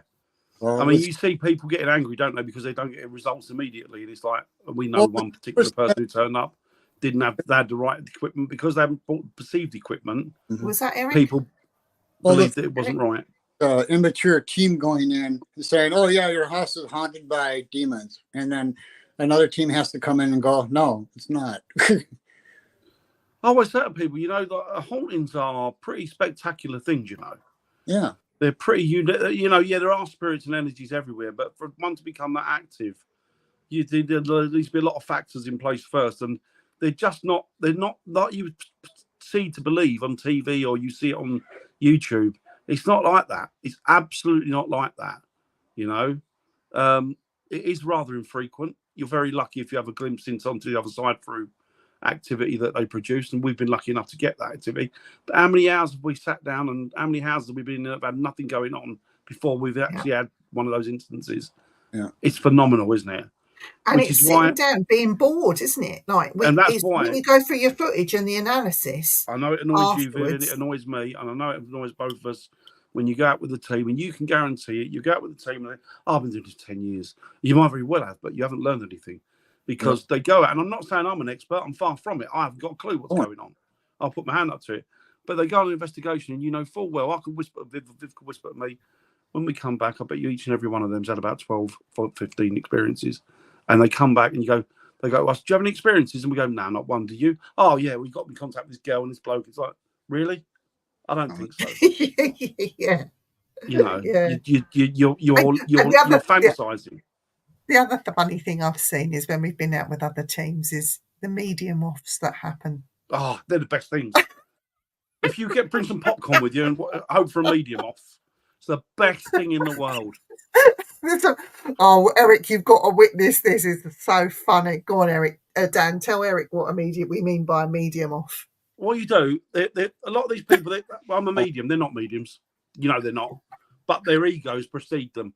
So in order not to get outdone or be like, oh, no, she's not as good a medium as that one, or he's not as good as medium as her, then what they'll do is they'll up the ante. So it'll be like, oh, there's a little girl over there. Yeah, there's a little girl and she's got a dog with her. Oh, yeah, she's got a dog. Is that her brother? No, it's not her brother. But it could... So they're trying to outdo each other. And in the end, you see them, they're getting angry with each other, aren't they? Proper pissed off with each other. Whereas if you then get those two individuals and take them into the room beforehand, you'll get a totally different feedback from each one. Motherfucker with another motherfucker. So like, yes, these motherfuckers so takes off the motherfucking plane. Sorry. And I had somebody there once who said to me, somebody who's professional in the field, I love her. She's a nice woman. Yeah. But she said to me, she's very well known, very famous, and we were in a part of the castle, and and she went to me, Dan, what? That shadow over there. What shadow? He's moving. Can you see him? He's coming down. I went, that's your shadow. It's like, and then she went, I mean, just like, yeah, the medium off, Nettie, they're funny. Oh, they're the best thing. Oh, do you know that person? She had this beheading, axe, right? Yeah. Well, all the mediums come, step forward. I want you all to accept that we had all the mediums there, right? And she knew that I'm a medium. Anyway, I was on the end of the queue. She had all the mediums touch this like bit of psychometry. What you get from that? Oh, I get distress. I get this. I can see a beheading. I can see the man raising this thing and chopping somebody's head off. Somebody else. Oh, they gave it all. Right, as soon as she come to me, she said, Viv, put your hands on that. She said, what are you getting from that? I went, nothing. What, nothing? I said, no, nothing. Absolutely nothing. She went, oh, that's interesting. She says, I'll tell you later. Later on, she had our little group there. She said, this is a reproduction. It didn't do anything. It's just been stuck in here for years, she said. That's the thing, isn't it? And that's the thing. And, and you had all these mediums and the medium offs happening. And it was I'm going to say it now. I'm going to call it, and I'm not going to be liked for it, but 99.9% of people out there that investigate are full of bollocks. Yep. And it's not that they're full of bollocks because they mean to be full of bollocks. I think a lot of them are convinced themselves. Yeah. So to them, it's real, right? To them, it's real, you know. And I've always said it that I haven't got a problem with the paranormal. I believe in the paranormal 100%. What I don't believe in is people's interpretations of what the paranormal is, because invariably, all their intentions, Dan. Intentions, good point, Viv. Absolutely spot on. Yeah. Good point. It's just drop the kids. Oh, I sat at Hayes. I'm going to drop the kids off at the pool. Yeah, it's theatre. It's theatre. And that's what it is. And of course, who's upset? Who's the stuff going off in the chat, and I've got no clue. What's happened? Somebody doesn't like Catherine's comment or something. I don't know. Do you know what, Lorna? Yes, but it was the person rather than the property. It was a friend of mine. It's all weird things. You travel around, you do all these different things, and then when you find something that's got reality, you find something that's true, it's generally attached to somebody who you know, or somebody who's been around for your friends for a long I've done while. a very, very extreme haunting in a house. Well, it was in the house, You did, on yes. the property, and it used to follow them on holiday and even follow them to the shops. And during broad daylight, this was. You brought daylight. And the activity. I and laugh it was like now, proper but it was activity during serious. the day, wasn't it? Yeah, it was Let's mental. look at that. Absolutely mental. Or the other way around, where a team goes in and the person's convinced that Bollocks. it's haunted, and they go, "No, it's not." And they go, "Yes, it is." And they argue with the team. I'm like, "Well, then why did you ask somebody to come in?" Yeah. Yeah. Bollocks, just for you, Catherine. I'm going to say bollocks. Catherine, we can say it the posh way, and the posh way is bollocks. Bulopshnikov. That's a Russian one. she loves it when we swear.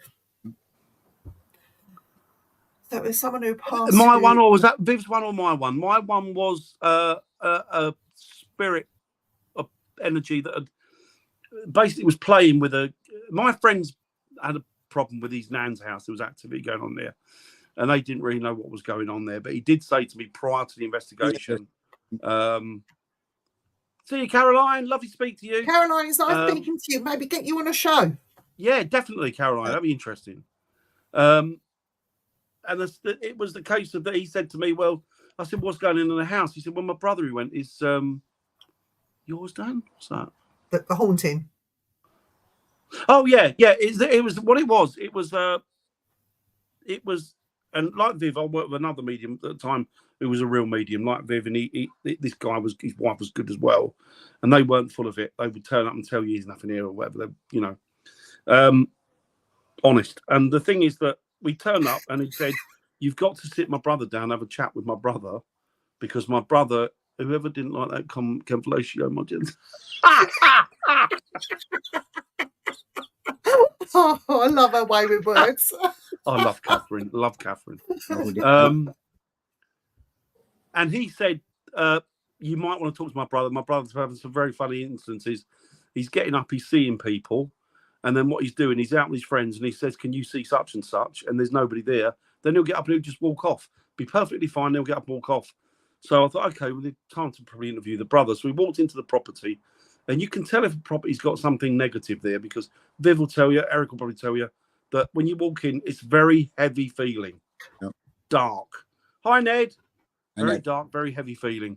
So I walked into the property and I spoke to his nan, very sweet lady, lovely woman, as was my friend. "Where's your brother?" So he said, "Well, luckily I've just got him. I'll bring him down to chat to you." So he brought him down, had a chat with him, and he was very dark. And I was speaking to him, I was trying to glean information from him, but all the time he wouldn't listen or he wouldn't respond. And if he did, he'd look at me and laugh. And I thought, yeah, this is out. And I know, I'll put my hands up. It's out of my jurisdiction. It's out of my jurisdiction. And I thought, I don't know what this is. It's a negative energy of some description. Not saying it was demonic or anything like that. And don't buy into that. Please don't, say that I'm saying that. But it was definitely a negative spirit. And I believe it was very much a human spirit at the time. And then my friend came. And then he got up and he walked out the door, walked off without interacting, right? Without interacting. And so we left it at that. And then he came back eventually. And then by this time, my friend was there, who was the medium. And he sat down and spoke to him. And he said, yeah, he worked out that it was a negative energy that had attached itself to him. And he brought it into the home. He don't know whether he was bugging about with stuff. He thinks that he might have very well have been. But something had instigated this energy. It had attached itself to the brother. He brought it home. The interesting thing is when the brother left the house, the house became light. It changed. That smothering atmosphere went, and it wasn't psychosomatic or psychological. It was a genuine. Everybody could feel it and commented on, "Wow, this house is like totally different now. The brother's not in it." So what we did, we went in his room while he wasn't there, and a friend of mine did some. I don't know what he did in there. Did some work in there, and then he worked on the boat. And then it went. I think this energy went. eventually, because the brother did say to me things worked out a lot better. But the interesting thing was that this energy had worked its way. Now, this is the interesting point. This energy had worked its way all the way back to another property that I'd done where these two people connected. And the interesting point was, see, my friend said, this is something to do with children and the negative side of what people, Yeah. And I Yeah. didn't know. So I went to this other investigation, walked in, there was a guy there, and I didn't want anything to do with this guy. And you know me, I'm open, I'm friendly, I'll speak to anybody. I did not want to speak to this guy. In fact, I'm look, I've got goosebumps now. Yeah. I wanted to keep as far away from this guy as possible.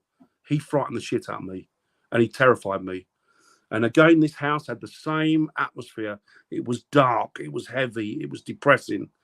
And then once the thing had been carried out, it went. But it turns out that my friend, who was the psychic, the medium, said, something not right with him.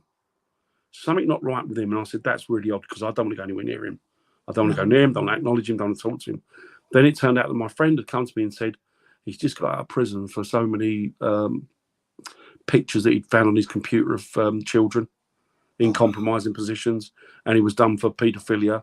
And my first words were, whether he's your father-in-law or not, and your wife's daughter, what the fuck he's doing in the house with kids? Yeah. Because they had kids. And I was angry. I said, he shouldn't be anywhere near fucking kids, grandfather or not. He should be as far away, and you should know that. And he did it to keep the peace with his daughter. But anyway, it went on like that. And it turns out that was where it emanated from. And he was bad, but when he went in prison, he came out and he was even worse. So something had attached itself in there to him as well. Yeah. I don't know what it was, but it was terrifying. This guy frightened the shit out of me. I mean, frightened. I didn't want to look at him. Didn't want nothing to do with him. And I'm not generally one to being terrified or frightened, but that scared that living human being scared the shit out of me. Do you know what, Dan? That reminds me a bit of a case that I did years and years and years ago, where I was called when I was serving the churches, and somebody sort of, after in their spiritualist church, they will want to talk to the medium. You sort of get a rush. Yeah. There was this lady. She just sat at the back really quietly, and she was waiting for people to leave, and slowly they did. And then she sat there on her own. She had nobody with her. And then she came up to me at the end. She said, can I talk to you? And I said, yeah, sure. And I didn't give her a reading or anything. She said, I need you to come to my house. And I said, okay. And this is how on my paranormal journey, that was one of them that started me on that paranormal journey, if you like, that took me away from this. I'm still spiritual, but not like I used to. Yeah. And she said to me, I'm having problems in my home and I need you to come to my house. And I said, okay, what kind of problems? And she said, I don't want to feed you. She said, I want you to come into my home. But what I will tell you is I have 2 small children. I'm married. I have 2 small children. We've just moved into this home and I'm having some serious problems. And I said, okay. I said, can I ask that when I come there that the children are not there? So we arranged when I think her mother came and took the kids out to the park or something, and I came in, and she took me up to the daughter's bedroom, and those it's like a really lovely old-fashioned like a lamp next to your bed, but it's quite tall. Oh right, yeah. And then it has the brass prongs that comes up that holds the lamp. Like a posh type of lamp, yeah. Really posh. And it had and this was of an age, this thing was quite big, and it was next to the daughter's bed. And she was 6.5, something like that at the time. Oh, a little dot. And one night, the mother was called to the bedroom, and this little girl, she was screaming the place down. And this thing was flashing that had no lampshade. It was just the bulb. It was flashing. And the mother said, as I stood there while she was screaming, or walked into the room, like she said, it took a minute. She said, these prongs, these brass prongs, she watched them just curl down like that as if there were nothing. And I walked in. What I saw was these things that were curled down, but they were curled in a way that you couldn't do it with a human hand, and Yeah, you'd need a blowtorch, you know. Anyway, it transpired that the spirit of a man that was sent to prison for that act. doing to children, yeah, and he died in prison. But he had that house that was his home before he went to prison. So acts were happening in that home, and he died in prison. The house had gone through a couple of family people, but it ended up with this family, 2 young kids, and he'd obviously died, come back home because he was free, saw the kids, started playing up. Anyway, to cut a long story short, I went up into the loft with the father, and there was like an old safe, and it was open. There was no lock or anything. It was up in the loft. It was crazy seeing this thing up there. And he said, yeah, it was there when we moved in. I said, can you do me a favour? I said, I feel the need for you to move the safe. He said, you're joking. You know how much they weigh? I said, we need you to just move it. Just move it slightly. I need you to just move this. Anyway, he called his mate. They moved the safe just slightly. And from behind that safe, all these photographs fell out. Photographs from behind the safe. Yes.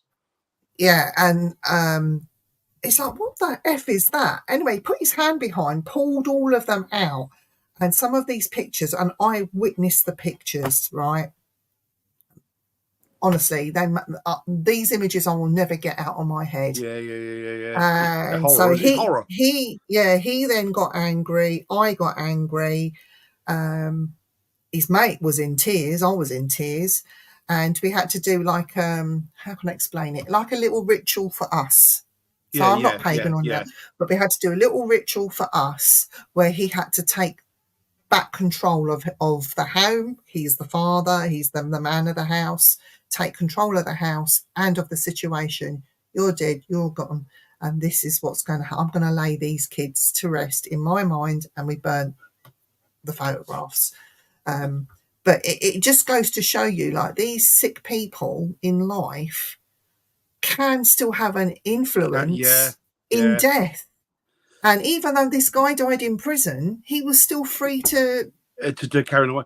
Do you know what? That's what amazes me. When you get a lot of mediums, they try and say, "Oh, you know what? When they go over, they obviously can become open to everything, so they're different people." And it's like, really? Because I've had a couple of experiences where somebody hasn't turned, and they've been as nasty a bastard as they have in death as they were in life. Yeah, you know what I mean? It's not changed their personality one iota. And so I think myself. But Dan, people say, "Oh, when you speak to spirit, you need to be respectful." Piss off, do you? If you're dealing with something like that, why should you be respectful? All depends who that spirit was. No I got berated way. once for talking nasty to. I was speaking to. Well, I thought I was. I don't know if I was or not. I was probably speaking to the ether. But they said that his spirit was meant to haunt this part of Colchester Castle, and it was Matthew Hopkins. Yeah. Oh yeah. And I simply asked, look, how do you feel now that all those women and men, but mainly women that you put to death, were absolutely innocent?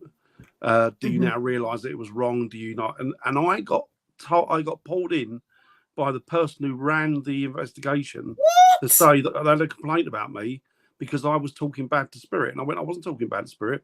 I was talking about the Matthew Hopkins spirit. I said, and I wasn't talking bad. I was questioning how he felt now. Does he see it any different? Has he seen the light? Da-di-da-di-da. I said, and I wasn't speaking bad. I said, but I can quite happily speak bad to him if you want. I said, because after what he did, I think that's the least of his worries. Yeah, of course. You know, innocent women and that he put to death, children and parents of children, and left them with nothing. And just because he felt that he wanted the job, he self-appointed. You know, interesting, because the woman got the ump because I pointed out that wasn't an actual job. He'd given himself that title.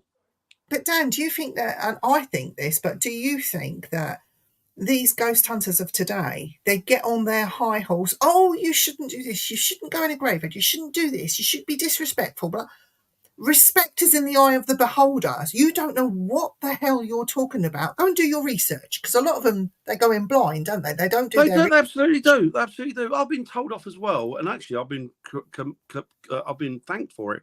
I got told off as well a couple of times online when I put things up with cemeteries, then they had people's names on the graves.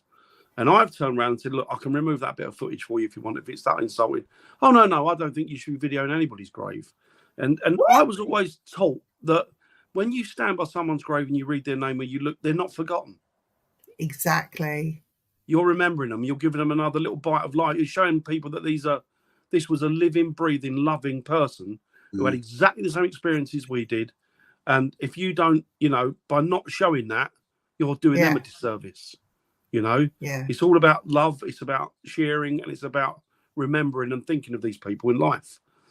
And showing that they are real people. Harry Price, right? You went to Harry Price's grave. If you filmed that, photo taken with it, and if you did some film footage or did a little experiment by putting Spirit Box on his grave, he'd love that today. He'd love it. And yet somebody else would think, oh, you're so disrespectful. I know. Do you know what? I get it. If it's a brand new grave or there's a brand new part of the graveyard, then clearly people don't want to see that. I remember I put footage once. My brother, Dan. I'd say all day long, go and do my brother's grave. Brilliant. Nick's the prime example. Nick wouldn't care, would he? No. And that's the same. I took a video of a girl's brother's grave. I didn't really know. It was an old graveyard. He'd been buried in the old part with his grandparents. I didn't realise this because he died when he was quite young. Yeah. And she sent me a message saying, oh, you got I know where that graveyard is. That you got a video of my brother's grave there. And I said, I'm ever so sorry. If you want me to remove it, I'll remove it. No, she went, it's fine. No. She went, don't remove it. She went, it's nice. Because I can see it whenever. And you think, you know what? And that's what it's about, isn't it? It's about remembering these people and remembering that they were living, breathing, loving people with lives like we had. Exactly the same thing. And, and it's nice to I think, sit there and contemplate and think of these people because it gives you a connection, Yeah. Here you go. Ned says something. I think it's an individual situation that works best for the person at the time, as you have just no idea what you're up against. Just my thoughts. No, it's fair enough. It's basically using common sense, which a lot of people, I think, today have none. A lot of people. There are people that do have them. There are people that do have, and they're very switched on. And I'm glad there are people like that are out there. But a lot of people today, I mean, I'm going to sound like a snob, and really, I'm going to try and be as nice as possible, and it might upset one or two people. And if I do, tough. But you have to look at the caliber of ghost hunters that do it as a hobby. We all do it as a hobby, but they do it as a hobby. But it's all about self-gain. They have no training. Yeah. Even with mediumship, there is no training. No. Just because they go out and do a few ghost hunts doesn't mean that you are now a medium.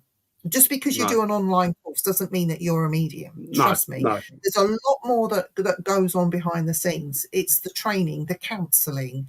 When you have genuine people that come to you that are grieving, giving them a load of bullshit because you want to sound good is not the way to go. It's not right. They need more than that. They need counselling. They need nurturing. They need to be handled because they're grieving at the end of the day. You also have the other side of that where people that have mental disposition want to contact somebody that's passed to help them in life.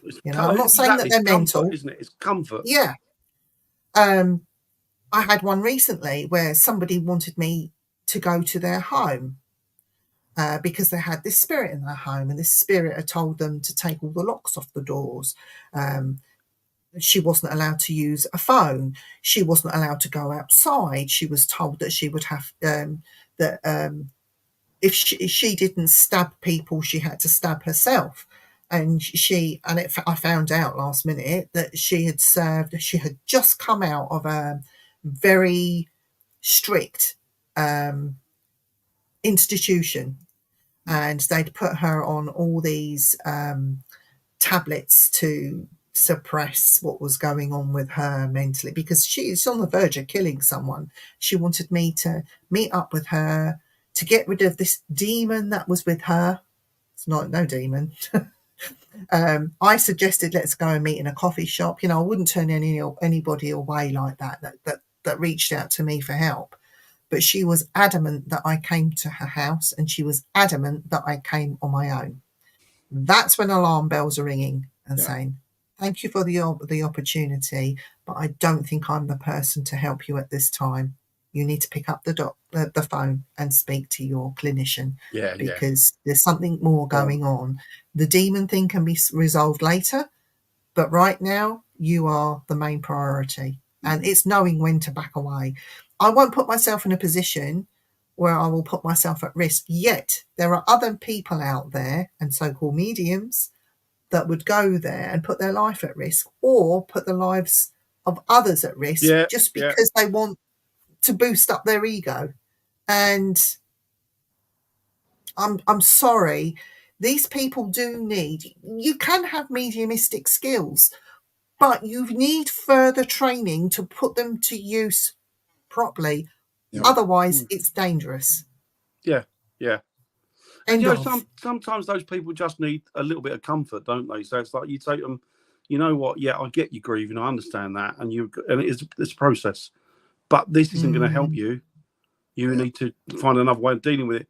And the thing is, they say, well, I want to know if my family members are. You say, well, yeah, I would say they are, but they're not. You know, they don't juggle, they don't dance, they don't breathe fire. They're not going to be there as an exhibition for you.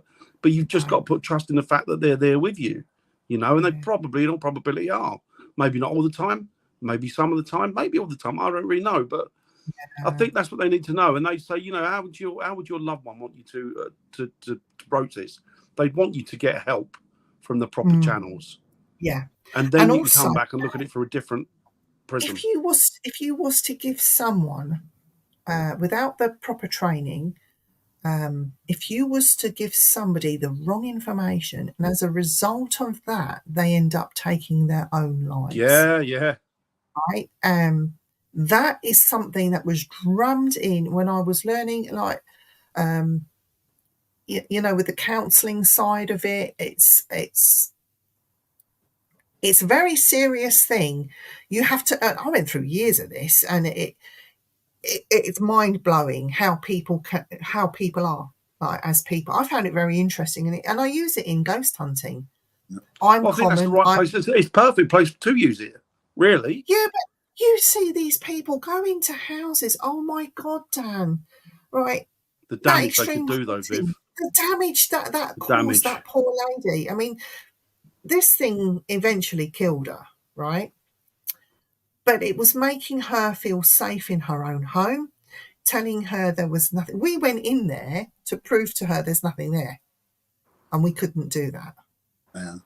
But you don't sit there going, oh yeah, well, I felt this and I felt that. When somebody is scared to the point, a grown woman is scared to the point where she can't be in her own home, you have to bring it down and say, oh, I didn't hear that. Oh, I never got this. No. Yeah. Or I think, you're okay. You're all right. And don't worry about it. You use that reverse psychology, but I'm sorry, there's so many people out there that just want a fast buck, or they want to seem important, and they don't think about the knock-on effect.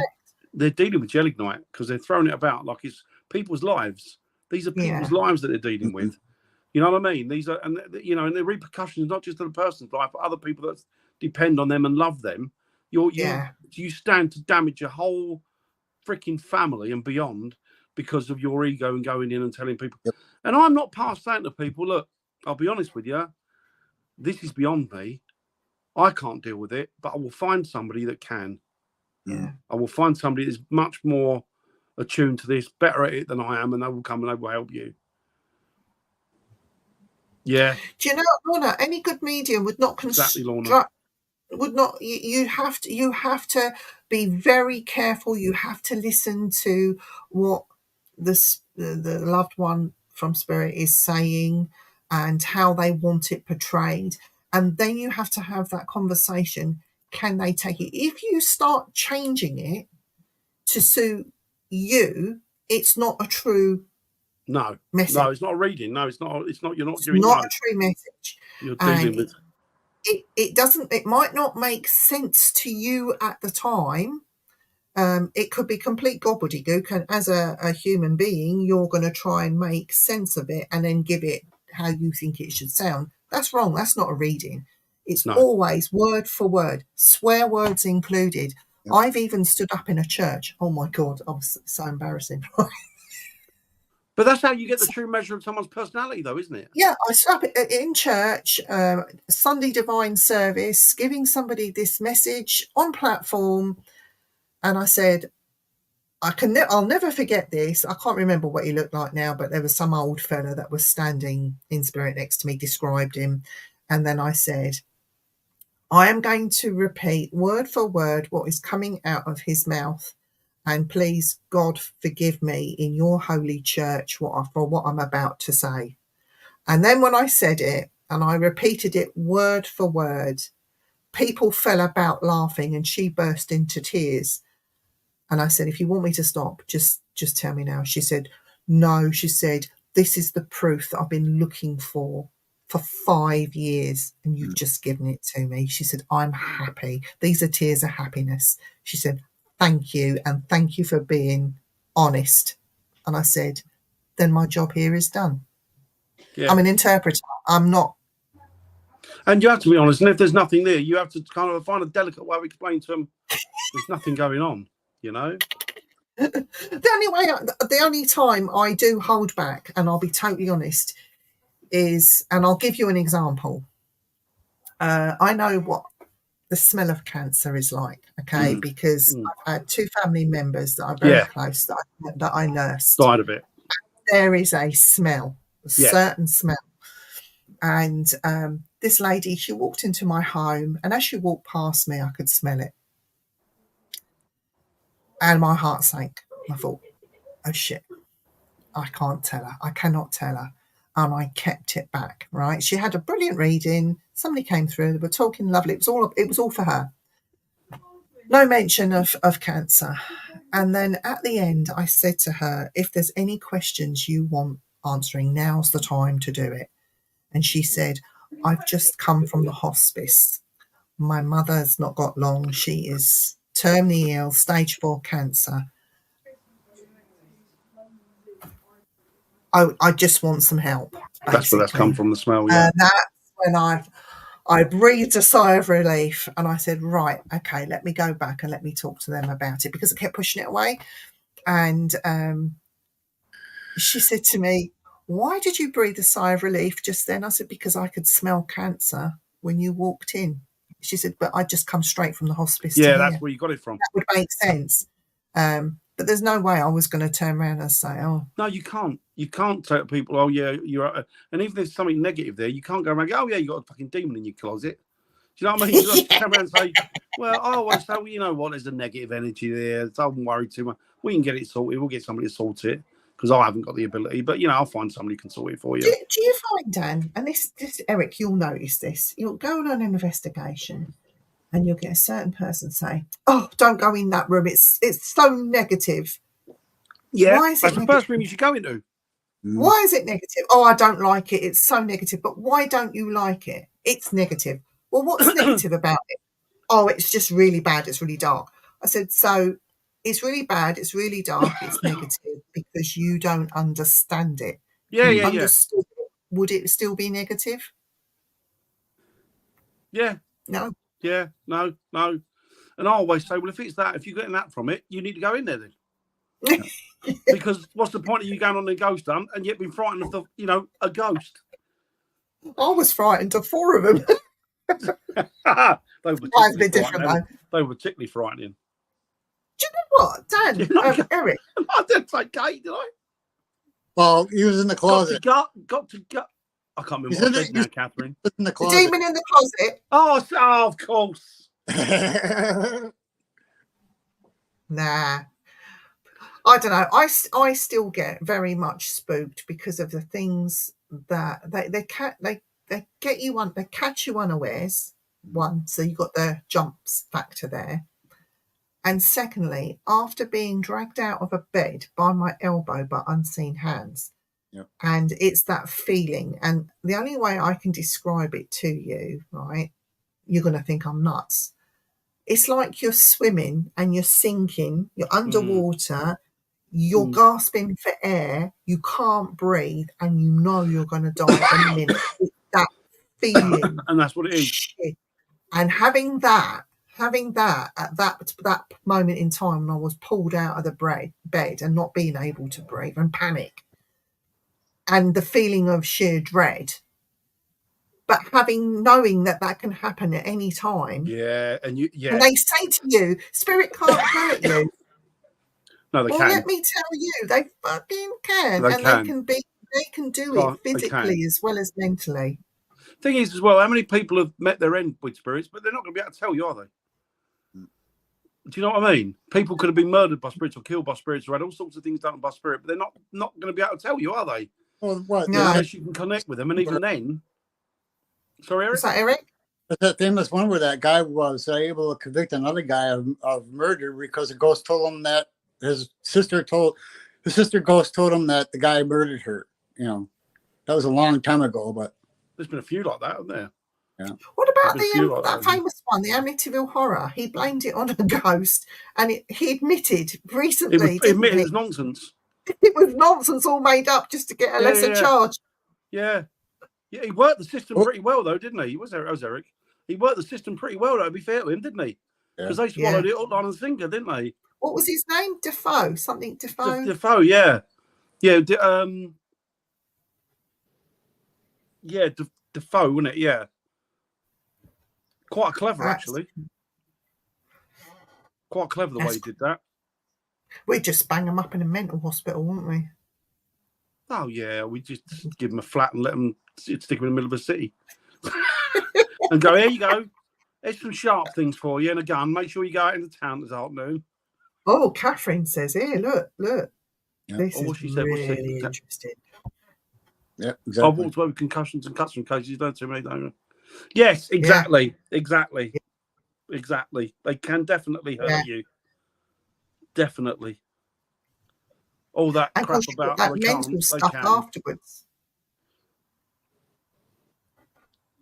And I don't know about you, Dan, but I was mentally scarred by that incident that we had together when we saw 4 of them for a little while after that. I would have chased them. I would have chased them. Trust me, you wouldn't. I was really more mentally scarred working with Jamie.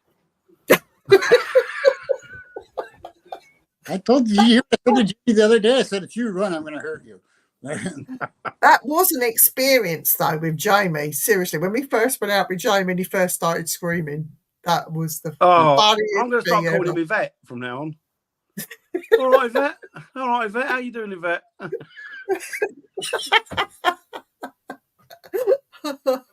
That was funny. Eric, you're going to experience all of this. Seriously. Poor Eric. Poor old Eric. When something happens and Jamie's the first one on his toes and he just leaves you there. Oh, and that's during the day before you've even gone into the building.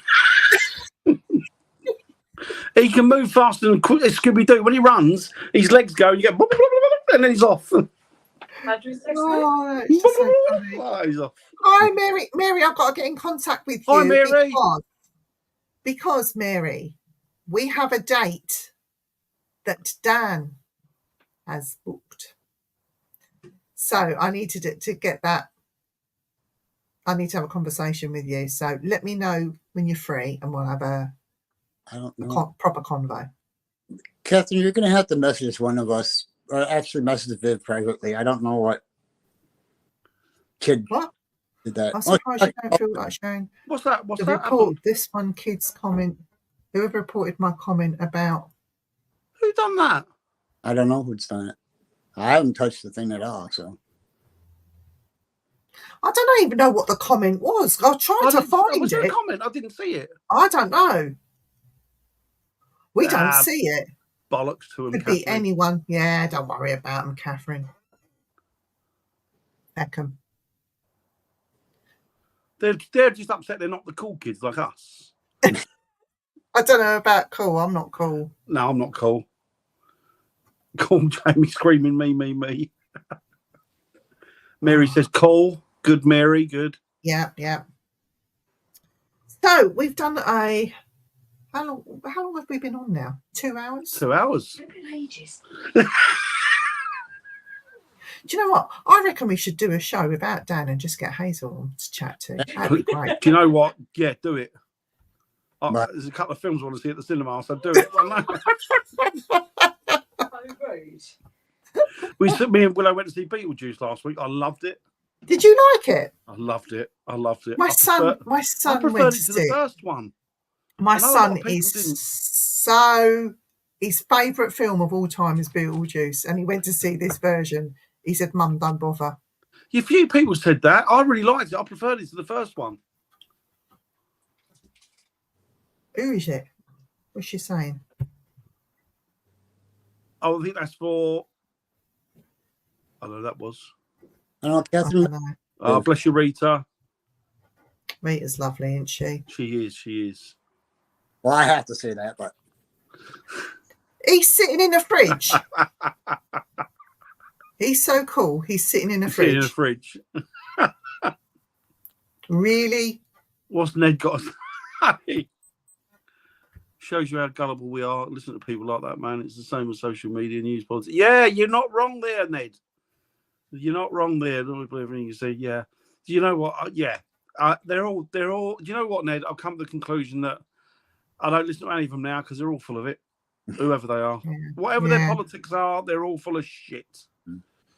Basically, Can I just apologise to everyone because I've put here Spooky Viv and John sometimes, but John's not been coming up because he's been sitting with Andy. Yeah, he's been a bit rude. Andy shuts the door, so I put a black cat behind instead. Saw that. But where's John then? He's doing one on you, and he's trying to upset you because he's not showing up for his job. yeah. To be honest, I'm a bit sort of grateful because every morning I wake up, right? He's in your face. Well, I just sit up in bed for a minute and John is in my face, like there. That's cute though, isn't it? And he's got bad breath. He's got fishy breath. That's what comes from licking your arse. Oh yeah. Fishy breath. Well, you know, Dan. Oh, do you know what? I can't even see what's down there, let alone read. Oh, what's this going on here? Let's have a read. Viv, the walking participation trophy needs to keep his mother out of my DMs. I mean, make all my contact her own brain. I mean, make a woman make eye contact with her own brain. And suddenly she wants more. What? Oh, right, you lot. That's 2 hours then, isn't it? Are we done? Yeah, I think we're done for this week. Well, you two aren't. You've got to go again tomorrow. We're talking about paganism tomorrow. Pagans? Pagans. Do you know what a pagan is, Eric? Huh? Do you know what a pagan is? Yeah, I know what a pagan is. I know what a pagan is. A pagan is not a witch, necessarily a witch, and a witch is not necessarily pagan. Exactly that. Are you proud of me, Dan, for knowing that? Oh, absolutely. You can be one or t'other without being t'other, if that makes sense. Ned says, I was going to say something else, but we'll get kicked off and think it was a front bum fish. That's funny. Oh, just after our program, I just smut. Sarah, night, Sarah. Thank you for tuning in, and we miss you, Sarah. Sarah. Love you. Yeah, love you, Sarah. You're a star. She's a star. She's a star. Do, do, do, do, do, Are you singing to Sarah now? Yeah, that's new. Everybody. To everybody. I can't wait till we go out to Wales and I get to see her. So. Yeah, she's lovely, Sarah. They're all lovely. All of our people. Gavin and Stacey. They're are they filming a new Christmas do you know special? what? I would watch that, but I can't fucking stand that fat prick. I really can't stand him. He's such a horrible, selfish, big-headed. Hey, what's on your mind, Dan? Fat prick. And you know what? You can cut that and send it to him if you want. I'll stand by what I say. Oh, you're funny. You do rack me up. In fact, I'm really pissed off with America for letting him come back here. I was hoping they were going to keep him. Oh, I know who you're talking about now. James Corden. Yeah. What time is it here? It's 6 minutes past 9. No, it's 10. 6 minutes past 10. 10. Isn't it? Yeah. Oh, 10.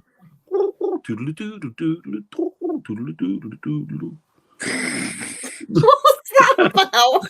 I have no idea. Oh, God. That's it. Oh, they've just finished. That's it. I Are you like in it, everybody. I Sarah? like them all in that, apart from him. Are you in it as an extra in the background walking past? Who, I me? suppose they no, Sarah. I bet they block the filming, the areas where they film, so no one. They were going to put me in a bedroom scene. I was going to be a sextra. I don't think so. No, I don't either. James What's Corden. his name? James Corden. He's an arsehole. He's vile, just- apparently. Really vile. Nobody likes him anywhere. America can't wait to get rid of him. We can't wait to send him back. That toe curling goodness. Oh, she cracks me up. Oh, It is Lorna. It is indeed James Corden. I can't stand him. He's vile. The way he treats his wife apparently is something to be seen. no reason to be, Sarah. You're a very pretty lady, so just Never heard of him. It's 7 him. So, do you know what? You are one of the blessed ones, Ned. Not hearing of him. Are you camera shy, Eric? A little bit. We're going to take lots of pictures of you when you come over here. Yeah. You standing by this monument. You standing by this monument. You doing loads of pictures. Just bring loads of memory cards with you when you come over. Yeah. Yes. Because you're going to need That'd them. be good. Right, so we will be back you lot. next week. I'll be So back tomorrow, me and young Eric and young Tim. and hopefully you'll be able to watch this on catch up. If not, I will upload it because there's been some glitches at the moment. So you should go to Viv's dungeon. Yeah. So I've heard, Dad. I've heard. We've been there. Who do you think supplies them with the stuff? Oh, that was my last visitor to the dungeon. That one. There you go. That's what I got left. That's all that's left of the dungeon. So was that person's mother, but it was still her idea to put that shot on PonTube. That was Brill, Fear and Joy tonight. Thanks, Lorna. We hope we made you laugh. We've had a whinge. We've put the world to rights tonight, but I think next week tonight. we're going to have Eric, a guest next week. Ned wants to see the photos, as do we all. Oh, yeah. Of Eric doing this. Mr. Muscle. God, that bloody hurts when I do You that. can have your pictures taken for free. If you don't wear your seatbelt, the police will send you a copy. Very true. Very true. Or if you go over Very 20 true. miles an hour. Yeah. We love you for it, Catherine. Right, you lot, I'm dear. going to say good night. Good night. So am I. Good night, everybody. Thank you for joining. We'll see you soon.